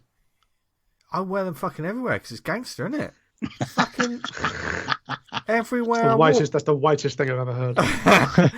Everywhere I walk, people go, "There he is," and I'm like, "You're damn right." And in all fairness, they're really cool glasses. But I've slightly scratched them, so I'm a bit gutted. Yeah. It'll buff out. I probably won't, but I like saying that phrase. Yeah. Well, why not? We should all say it more often. Yeah. Vince, have you got any shout-outs? Well, I mean, I've been saving my shout-outs for the recommendation section, so I can do them now. I tell you what a wonderful segue that is. You see that? It's almost like it makes sense, this show. It never does. But we're going to recommend some comics now, and we've all got some interesting ones. I'm interested to see what Dan's going to pick as well, because we did have a chat before the show. But, as always, the guest goes first to recommend something for you lovely people to go forth and check out. Chris, you ledge, what would you like to recommend? So, I mean, I'll start off with, I've got some other recommendations as well, because I feel like I want to push the envelope a little bit. But we'll start off on comics. Okay. So, recently I read Double Walker on Comixology, which is by Michael Conrad and Noah Bailey. And it's basically, it's kind of a sort of second thing they've done together. They did something called Tremodos together as well. And it's just this really fucking horror, like grim, kind of folk horror sort of tale set in the Scottish Highlands. And it's really unsettling to read. I sat down with it, had a nice glass of Scottish whiskey, and was like, I'm gonna get nicely buzzed while I read some horror. And it's just fantastic. But there's enough reality in there to make the horror like hit a lot deeper, because the whole thing is, it's quite a tragic story as well. And there's enough in there that sort of, because I know Michael a little bit. I know that like he went on holiday to Scotland, and like so some of the places in the comic are places that he went, it was obviously went there and was inspired enough by them to put them in the comic. Yeah. So there's enough kind of little shards of reality that you sort of grasp onto that just kind of make the horror hit that much harder. So yeah, definitely recommend it if you want something that's that cover. I just looked it up on Comixology, and it's great. Such a beautiful cover. Taylor Esposito, I think, did the lettering as well. Yeah. So yeah, it's fantastic. It's only like £6 or something on Comixology. But yeah, really, really good, really good. Definitely. So yeah. Anything else? Yeah, I mean, I'm gonna tell you what. I'm gonna do quick fire. So I'm gonna recommend you an album. Because this is literally like I'm taking the opportunity while I'm on here. So it's literally it's like my favorite album ever of any band ever, and it is number one. It will never be toppled. And I imagine you've probably not heard of them. There's a band called The Ocean. No. And they're a kind of German sort of progressive metal band. I think I've heard of them. But like basically they're fucking amazing. Like the most recent album is just incredible. But the album that I want to recommend is called Pelagial. So the whole thing is like the concept of it essentially is like a journey down through the layers of the ocean. So all the tracks are named after different depths. It's already inspired me to write a comic, because I wrote one for Aces Weekly called Hadopelagic, which is like a layer of the ocean, which is like a really deep layer. So I was like, this is like I'm feeling this music. I'm going to write a comic about horrible, Lovecraftian monstrosities in the deep. And Neil McClements did the art for that for Aces Weekly. So yeah, it's just a fucking great album. I'd recommend it. Oh, love me an album that inspires making a comic. I've got that ready to go here. I want to listen to that bit after the show. Nice. It's great. There's a lot of it's not just like pure metal. There's a lot of like light and shade to it. So it's just I can listen to that nonstop. Yeah. Right, that's my listening time. Sorted. And quickfire, do you have anything else? One other one, which you should already know about. It's got a TV show called I Think You Should Leave. Are you familiar with it? John Tucker got me into that. Yeah. Fucking love that show. But like, it's this weird show that like I love it. My partner hates it, and will if I ever like reference memes from it, will just give me a death glare. Because like I'll just be like, hey, he's a piece of shit. He's a huge piece of shit. Slick back hair, white jeans. I'll just start going into the sketches, and they're just like, I fucking shut up. But it's just fantastic. It's this weird, offbeat, bizarre comedy show that I find hilarious, and I think it's very Marmite, whether you like it or not. I like one where he's in the house, and it's almost like he's having a bad dream, and two plumbers turn up, and they lock themselves into the bathroom, but it turns out that the hole in his toilet is too small. The Turbo Team, yeah. Fucking hell. Mental. But it's all framed as like this lawyer who's like, has this ever happened to you? Call me, I can help. So good. And there was Coffin Flop. The first episode of the second season is this guy who's like, talking about, he's like, oh, they want to take this TV channel off your cable box. They're saying our show Coffin Flops isn't a real show. It's just footage of people falling out of coffins at funerals. And it just keeps getting like escalating, getting weirder and weirder until he's like, I watched that. Do you remember, guys, when I was in hospital with pneumonia and I was a bit off my nut? I watched that then. Oh my God. Fucking hell. Like there's a sketch that just became this huge political meme where there's a guy dressed in a hot dog costume and there's a hot dog car that's been driven into a shop, and like they're all like, looking around, and he's like, we're all just trying to find out who did this, and like it's clearly him. It's become this politics meme, but when someone who is doing something terrible is like, we're just trying to find out who's responsible for this. Like, it's you. That's who it is. So great show. Recommended if you like weird humor. Well, that sounds great. If you're listening to this, you probably like weird humour. Dan, what have you got for us this week? I'm kind of really bit. There was one you had, but you may not. We don't necessarily want to. It's not. Is it? So. I backed a comic off of Indiegogo, and I thought, this looks great. Really, my cup of tea. The art in it is really lovely. The design, layout, everything's just absolutely top notch. But I read the comic through, and then you ever seen that meme when it's like, "What the fuck am I reading?" I just nothing. I just got absolutely nothing. I just didn't. None of it went in, and I thought, it was like sleep. It was like school. I'll try again tomorrow. I'll try again, and I read it again, and I was like, no, it's just nothing. It's just a comic where things are said and stuff happens, but it's just oh god. Yeah. We're not going to name the issue. But speaking of issues, I think that is a relevant issue when it comes to when you back Kickstarters and stuff, because obviously with these online campaigns, most of the time we're sold on, if you don't know the creators already, of course, but most of the time we're sold on the look of it. If it can entice us. That's the only way to do it, isn't it? To read it. And certainly we probably all have, maybe placed on a digital, hopefully on a digital PDF. Oh, there's a number of people I've emailed saying they owe me £4.55. That's a specific number, and a specific creator might know what that is. The problem with this one was like obviously you showed it had a lot of the interior art, which is very anime manga inspired, really action packed, black and white. I was like, this looks great, and the kind of story synopsis, that sounds really great. But just the way it's told, it's very bizarre. Like there's a lot of the sort of the conventions of introducing your hero and setting up what they want and what they're doing, and then halfway through the story jumps ahead a long way into the future, where kind of the hero's already done what I think they're trying to do, and I was utterly confused. Just didn't get it. But I think there's always like, you want to make sure the story synopsis, like having run a bunch of Kickstarter campaigns, as I'm sure we all have, you want to make sure the story synopsis does kind of cover everything, not everything that's going to happen, but like is an accurate representation of what's in your comic. Like if I'd been like, Brigantia, it's all set in the Iron Age, nothing happens in the modern day, nothing whatsoever, and then 2 pages in, she's in modern London now. Like, people would have gone, this isn't what I wanted. What the fuck, Also, exactly. As an artist, if I was working on someone's script, I would say, I don't get this. I don't understand it. Can you explain it to me? Like, not try to be condescending, but if I'm going to spend a large portion of my time drawing your comic, I want to understand what the fuck's going on. And if I don't, and I'm drawing it, the reader won't. I'd probably just knock it on the head, to be honest, if I couldn't even get it from the script. But that's me. That's the problem we play with stuff like Diamond, don't we? Is we're taking a bet on a cover. Often, I mean, how many times you get what, a cover and like a brief synopsis, and that's about it. 5 lines. Yeah, and we don't always see the interior stuff, do we? It's the thing, the pre-order system. There's this weird pre-order system that we seem to have fallen into forever. I mean, it's a topic for another time, but I have a whole bunch of issues with how that system works. We're not going to go into it now, I don't think, but yeah.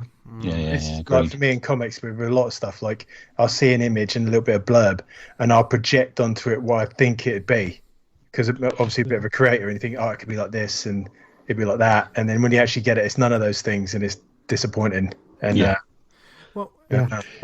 my recommendation this week is one from Image Comics, and this is I don't know, I just took a punt on this, and it's written by Scotty Young, art by Jorge Corona. Have I got that right? I think I've got that right. And it's a new book called The Me You Love in the Dark. This is issue 1. I did not. Sounds dirty. I did not read.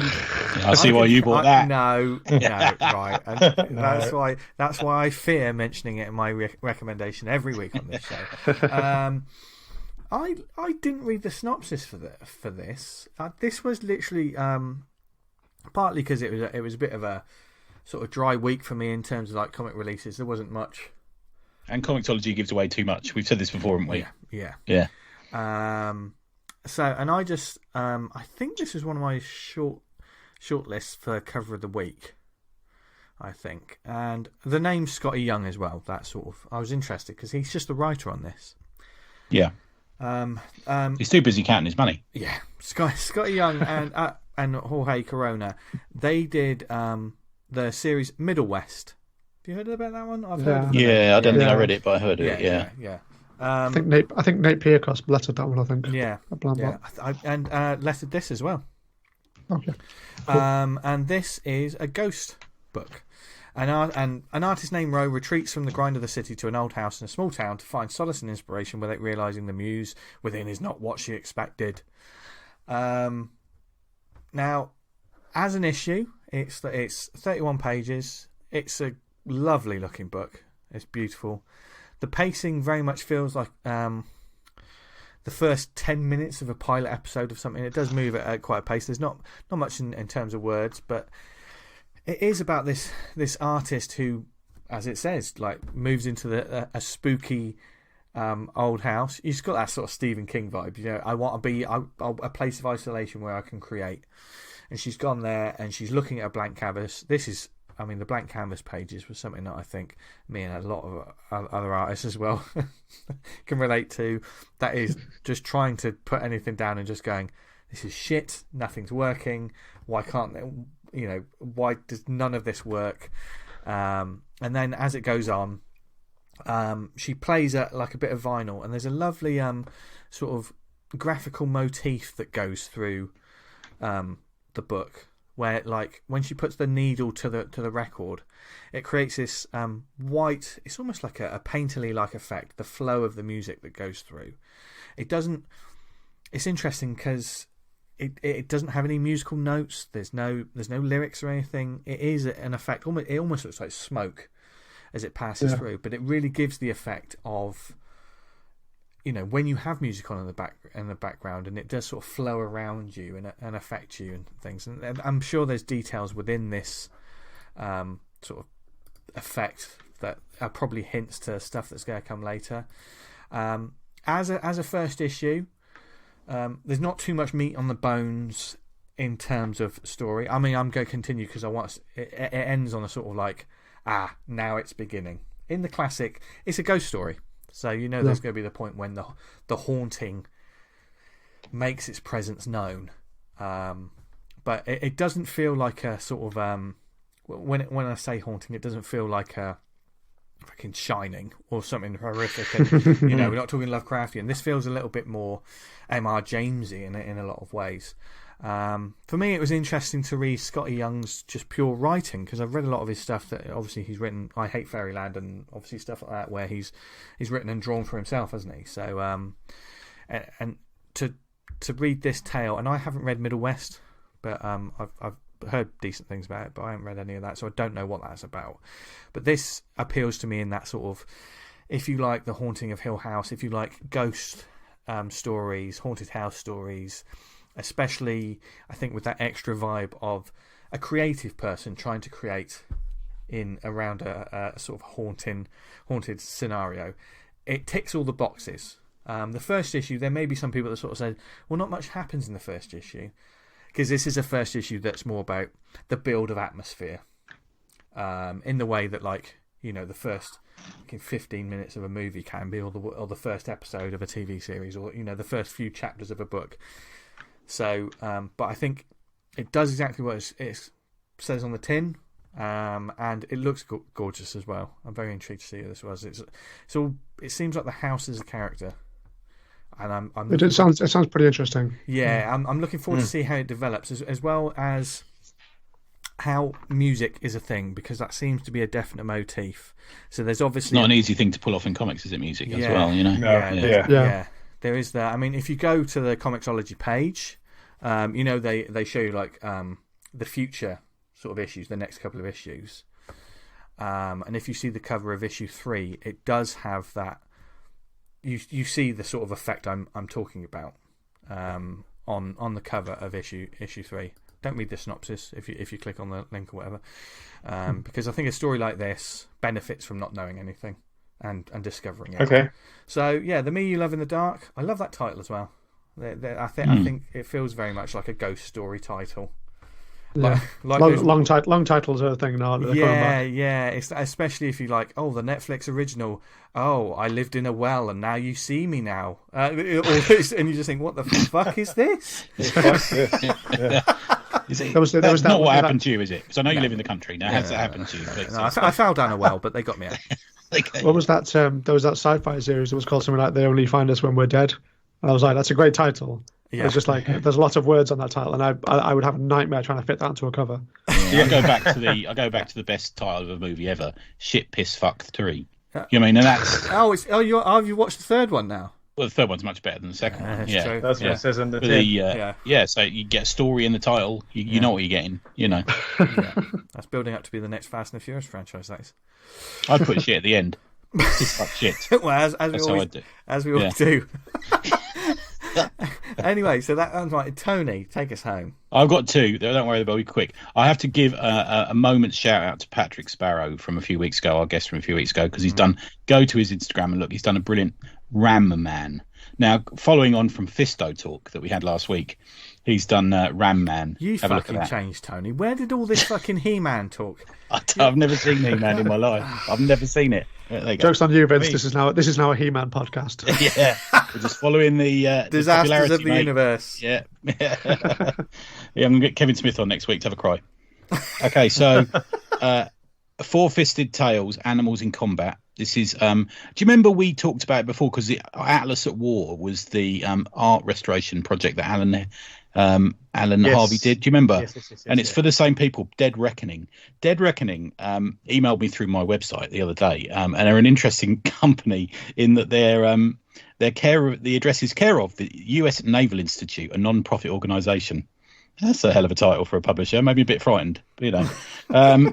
So I did actually give pause before I read this, because as a lifelong vegetarian, you know that I can't watch. That's the reason I haven't watched those John Wick movies, because I don't want to watch a dog die.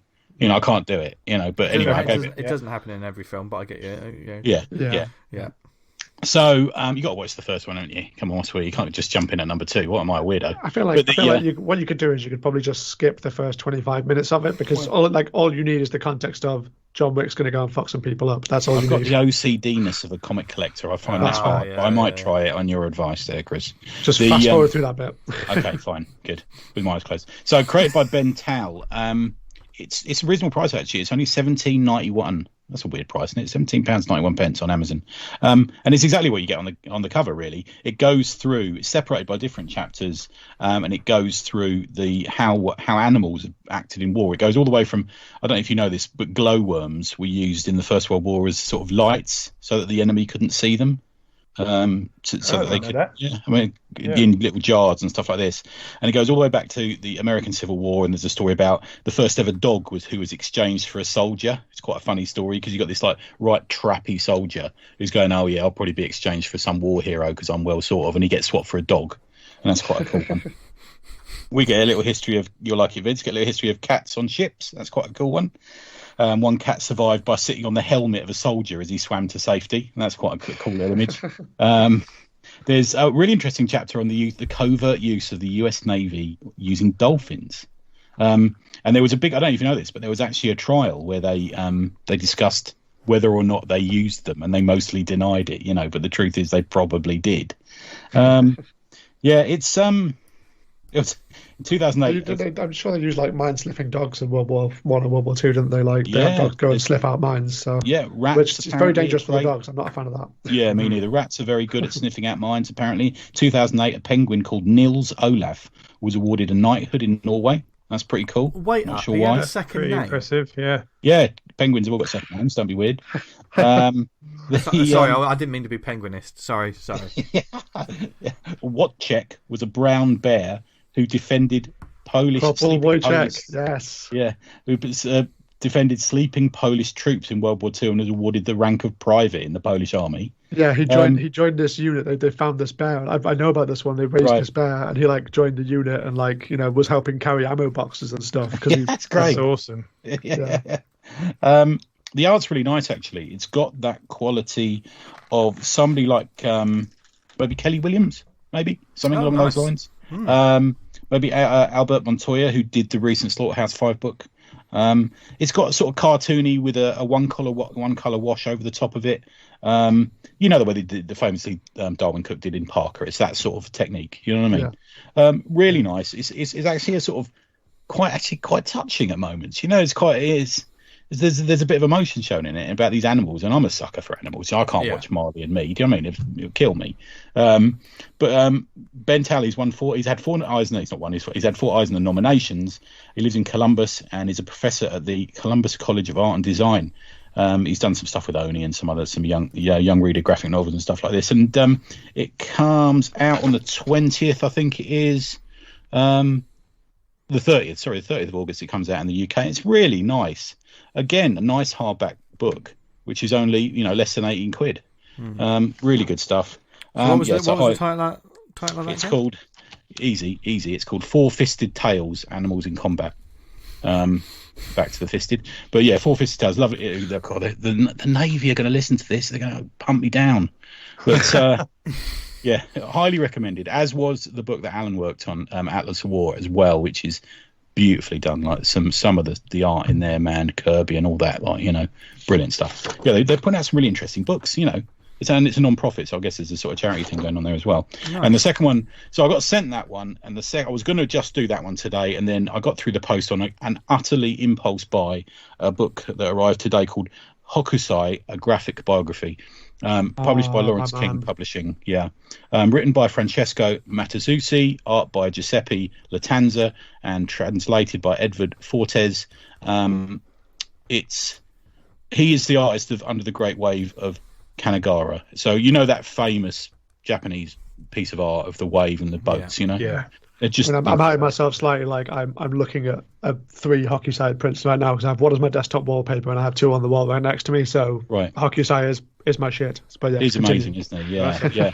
And considered kind of like the father of manga as well. He really is. The Hokusai manga. Yeah, it's the first sort of serialized manga kind of thing they did.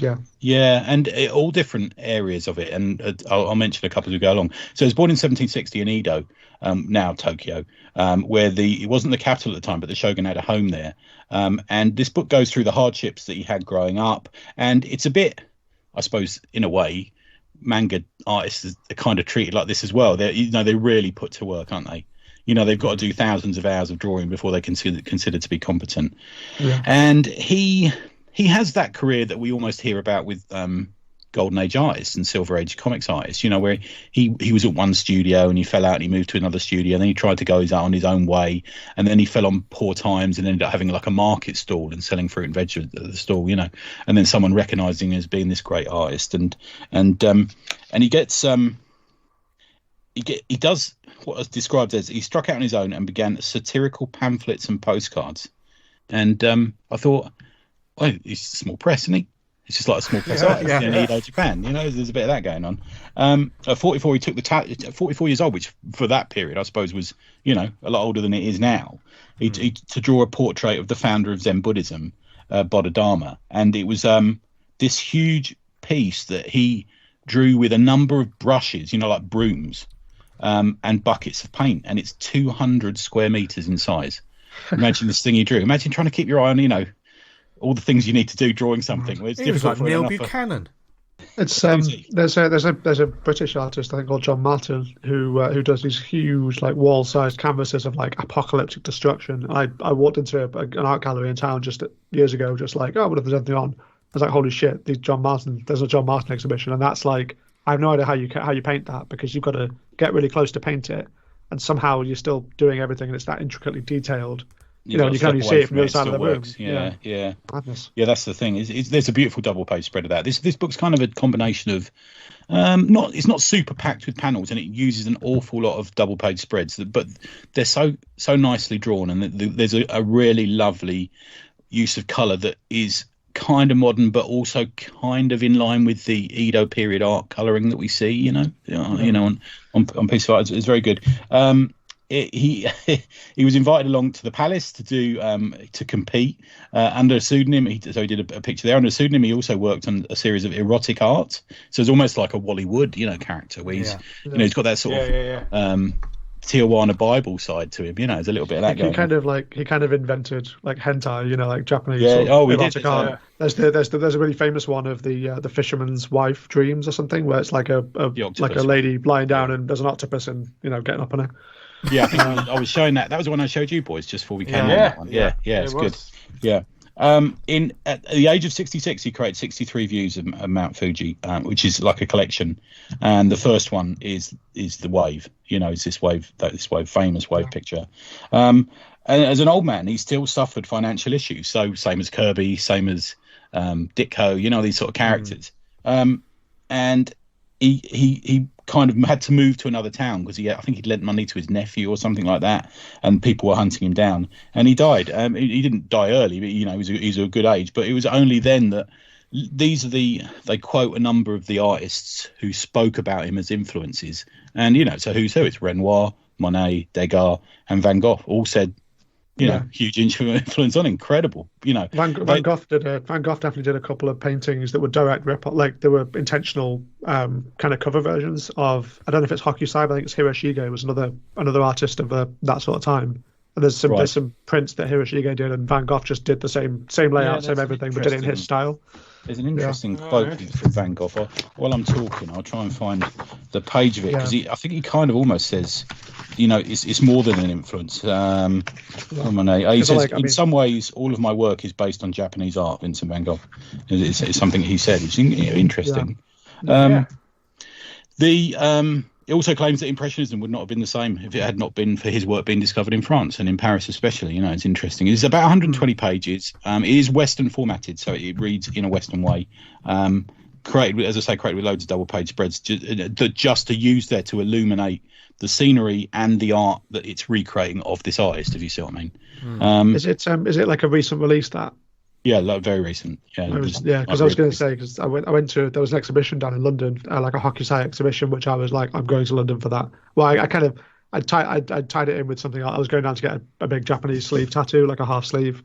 So I was like, I'll get that done, and I'll go and see some Japanese art at the same time. So like Hokusai, it's absolutely. I feel like if I'd seen that book, I would have been like, I need this right now. Yeah, it's beautiful, man. It's it's a hardback, but it's slightly bigger than American comic book size. Yeah, if you see what I mean. It's made by a company I haven't really seen. Lawrence King Publishing. I've not really seen much by them before. And it's only, I showed it to you guys earlier. It's only $14.99. On Amazon, it says the first edition came out in 1st of April this year. There you go. Yeah, I knew it was 2021, but pretty recent. I'm asking for an anniversary present. There you go. Go larger, my friend. Come on. I've got an amazing book upstairs, which is by a company called Taschen, who do these massive kind of coffee table books. But it's a Hiroshige one, but it's bound like a Japanese binding, and it's this huge fold out thing it's just like a whole collection of prints that he did, but it's all done in this beautiful. The whole like reading that is like a kind of like a spiritual experience because it's just beautifully feeling paper. It's like silky. The paper is done like Japanese paper, and everything's done. It's but that was expensive, but also on sale. So I went to the Taschen bookshop in LA once, and they have gloves that you have to put on before you handle some of the books. Oh, it's an incredible place. With like really? page turner things. It's quite a place. There's some amazing stuff. Yeah, the DC book they did, the one that if you read it, it makes you look like an infant. It's so big. There's one that Paul Levitt sort of did. It's not too big. Right. It's like a little. The cover's really like gold and shiny gold. It comes with like a case. It actually comes with a cardboard case, like a suitcase. Yeah. Okay. Yeah. So only $14.99. So go for that. It's nice. It's really, really good. I really enjoyed it. To be fair, I read it on a Sunday afternoon, and I thought I've got to talk about this because it's just like a nice Sunday afternoon book, Yeah, I think I might have to get myself this because this sounds great too. Yeah, good stuff. Yeah, it's fascinating for me that like the thing about the Great Wave. Like the Great Wave was the sort of the big piece that everybody kind of picked up on from that series of the views of Mount Fuji, and that's the iconic image that everybody associates with Hokusai. And like the fact that he didn't do that till he was 66, like nearly in his 70s. As part of a series. Yeah. And it's kind of I find that quite encouraging in terms of it's like the thing with Jack Kirby didn't do Fantastic Four until he was like 44 or something. Yeah. There's always this. That's okay until you're 54. Chris. Yeah. There's like there's all that. If people are like, if you've not made it, if you haven't made it by the time you're like 25, don't just give up, don't try. And it's like no, you can be in your 60s. Yeah. Ideally, you want to make it before you die. But one day there'll be bibliography, there'll be sort of autobiographies or biographies about us talking about how we didn't make it, and when we did make it, we were all dead. Or they wish we were. They'll appreciate us when we're gone. Oh God. Literally, like my entire impetus for making stuff, at least in part, is because I want to leave some kind of record behind, so that when I'm dead, people can be like, "Look, this is stuff that this guy made." Yeah. But we won't be able to profit from it. Bastards. Agreed. Yeah. But as always, there's some great books and stuff to check out there. Lots of stuff to add to the wish list. We will, of course, put lots of links in the show notes, as always. And thank you for listening to us. If there was anything about this week that you want to talk to us more about, or if there's any events coming up, or any initiatives, or any kind of stuff that you want more people to know about. Small Press Day is next weekend, 14th of August. I don't know if this show will come out in time for that, but Small Press Day. Yeah. That's tomorrow, my friend. Yeah. Oh, cool. Yeah. Or out today if you're listening. 14th of August. Yeah. There you go, Small Press Day. See, that's how on the button we are with the news. We get the guests to go and give it to us. But if the guests aren't here, then you can email us, awesomecomicspod@gmail.com. Follow us on Twitter @theawesomepod, where we'll be tweeting, retweeting, sharing the love for all things comics and just general positivity. If you do the Book of Faces, go to facebook.com/awesomecomicspodcast. Join the community group Awesome Comics Talk on Facebook. Because there's a great community of people on there, and we want to see people getting involved and talking about comics and just making comics, reading comics, just without any hard selling or any of that nonsense. There's also a Slack chat that we have. If you want to know how to be involved in that, because there's a wonderful community of people on there, just get in touch with us, and we'll give you the details. I'll sort out the June draw off this week. Oh, good. Look at that, eh? I'm in that. I'm going in for it. Yeah, that'd be good. Yeah. CT's what you get. Well, depends what character you're given. Yeah. Not a lady. I'm not very good at drawing ladies. I'm gonna. That's why it's got to be a lady. Got to push yourself, Tony. Doesn't have to be a whole lady. Oh God! Thank you for just their face. Thank you for listening to us. Well, it's on the website awesomecomics.podbean.com. If you listen to us on Apple Podcasts, subscribe and leave a review. It really does help get the word out about the show. More people listen to it, more people discover all the comics we talk about on a weekly basis, and all the fascinating chat that we have on a weekly basis when we're not just trying to make each other laugh with inane humour. I don't know what you mean. We're talking about Fisto. Oh yeah. There's always time for Fisto. No, hang on. Yeah, I'm having Fisto time later. Oh dear. Oh God! If you listen to us on any other networks like Spotify, Amazon, Stitcher, Podnose, Podknife, what other networks are you on, Tony? We're on Pod. It's in the sink. Oh, No, I'm not going. We're not going to go into detail about that. But however, If you know, you know.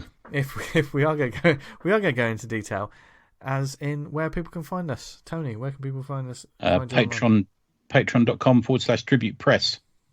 There you go. Dan.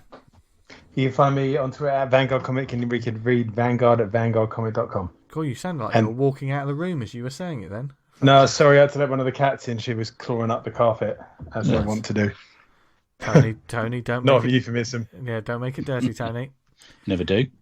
Yeah. You can follow me on Twitter and Instagram at JesterDiablo. And Chris, thank you very much again for joining us this week. It's been nice to talk about some process and writing comics, and it's definitely given me plenty to think about when I attempt to write. But where can people find you and your work? So my website, just chrismole.co.uk. I'm on Twitter at Chris Manji. That's Manji. And yeah, I should probably get that changed to something more, more on brand. But sod it. Why would you change it to the words more on brand? Chris Mole. Yeah. Do you reckon there's a Twitter account called More On Brand? They must have. Yeah. You can find me at chrismolewriter.com. I feel like again he's trying to take my entire identity. That's what he does. Yeah, every guest we have, he tries to steal their identity. So I'm just going to say this: change your pin. Thank you very much for listening, everyone. It's been another fun one. Wherever you are in the world, we hope you're happy, healthy, doing okay, reading lots of comics, just being creative, and genuinely, we love you. I'm not going to ask Tony because you say you don't, do you, Tony? I don't love them. No. It's not me, it's them. Oh, right, okay. Well, at least we've been clear about it. Yeah. Whereas the rest of us love you all very much. Sorry, I'm making that judgment for you. Guys, do you love them? Yeah, I guess so. I guess so. That's not proper love. Which... Yeah. I really love you, in a way. Maybe, probably. And I can tell he means every single insincere word. So go forth, have a brilliant week. Read loads of comics. I'm off to work now. Yeah, love you. Yeah, love you too. Yeah, love you. Do you love me too? In a way. Yeah.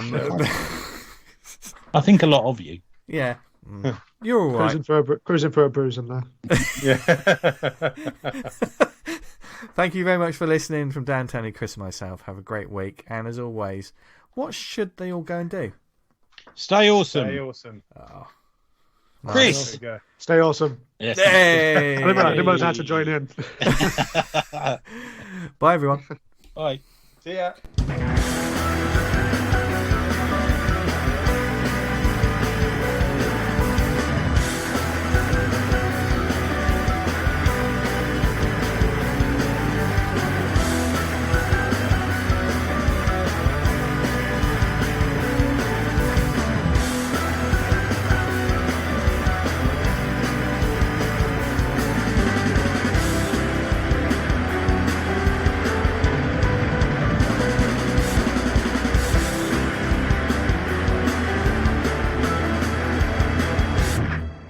I did used to record it on the Apple iPhone, like just the earbuds for that. Who did?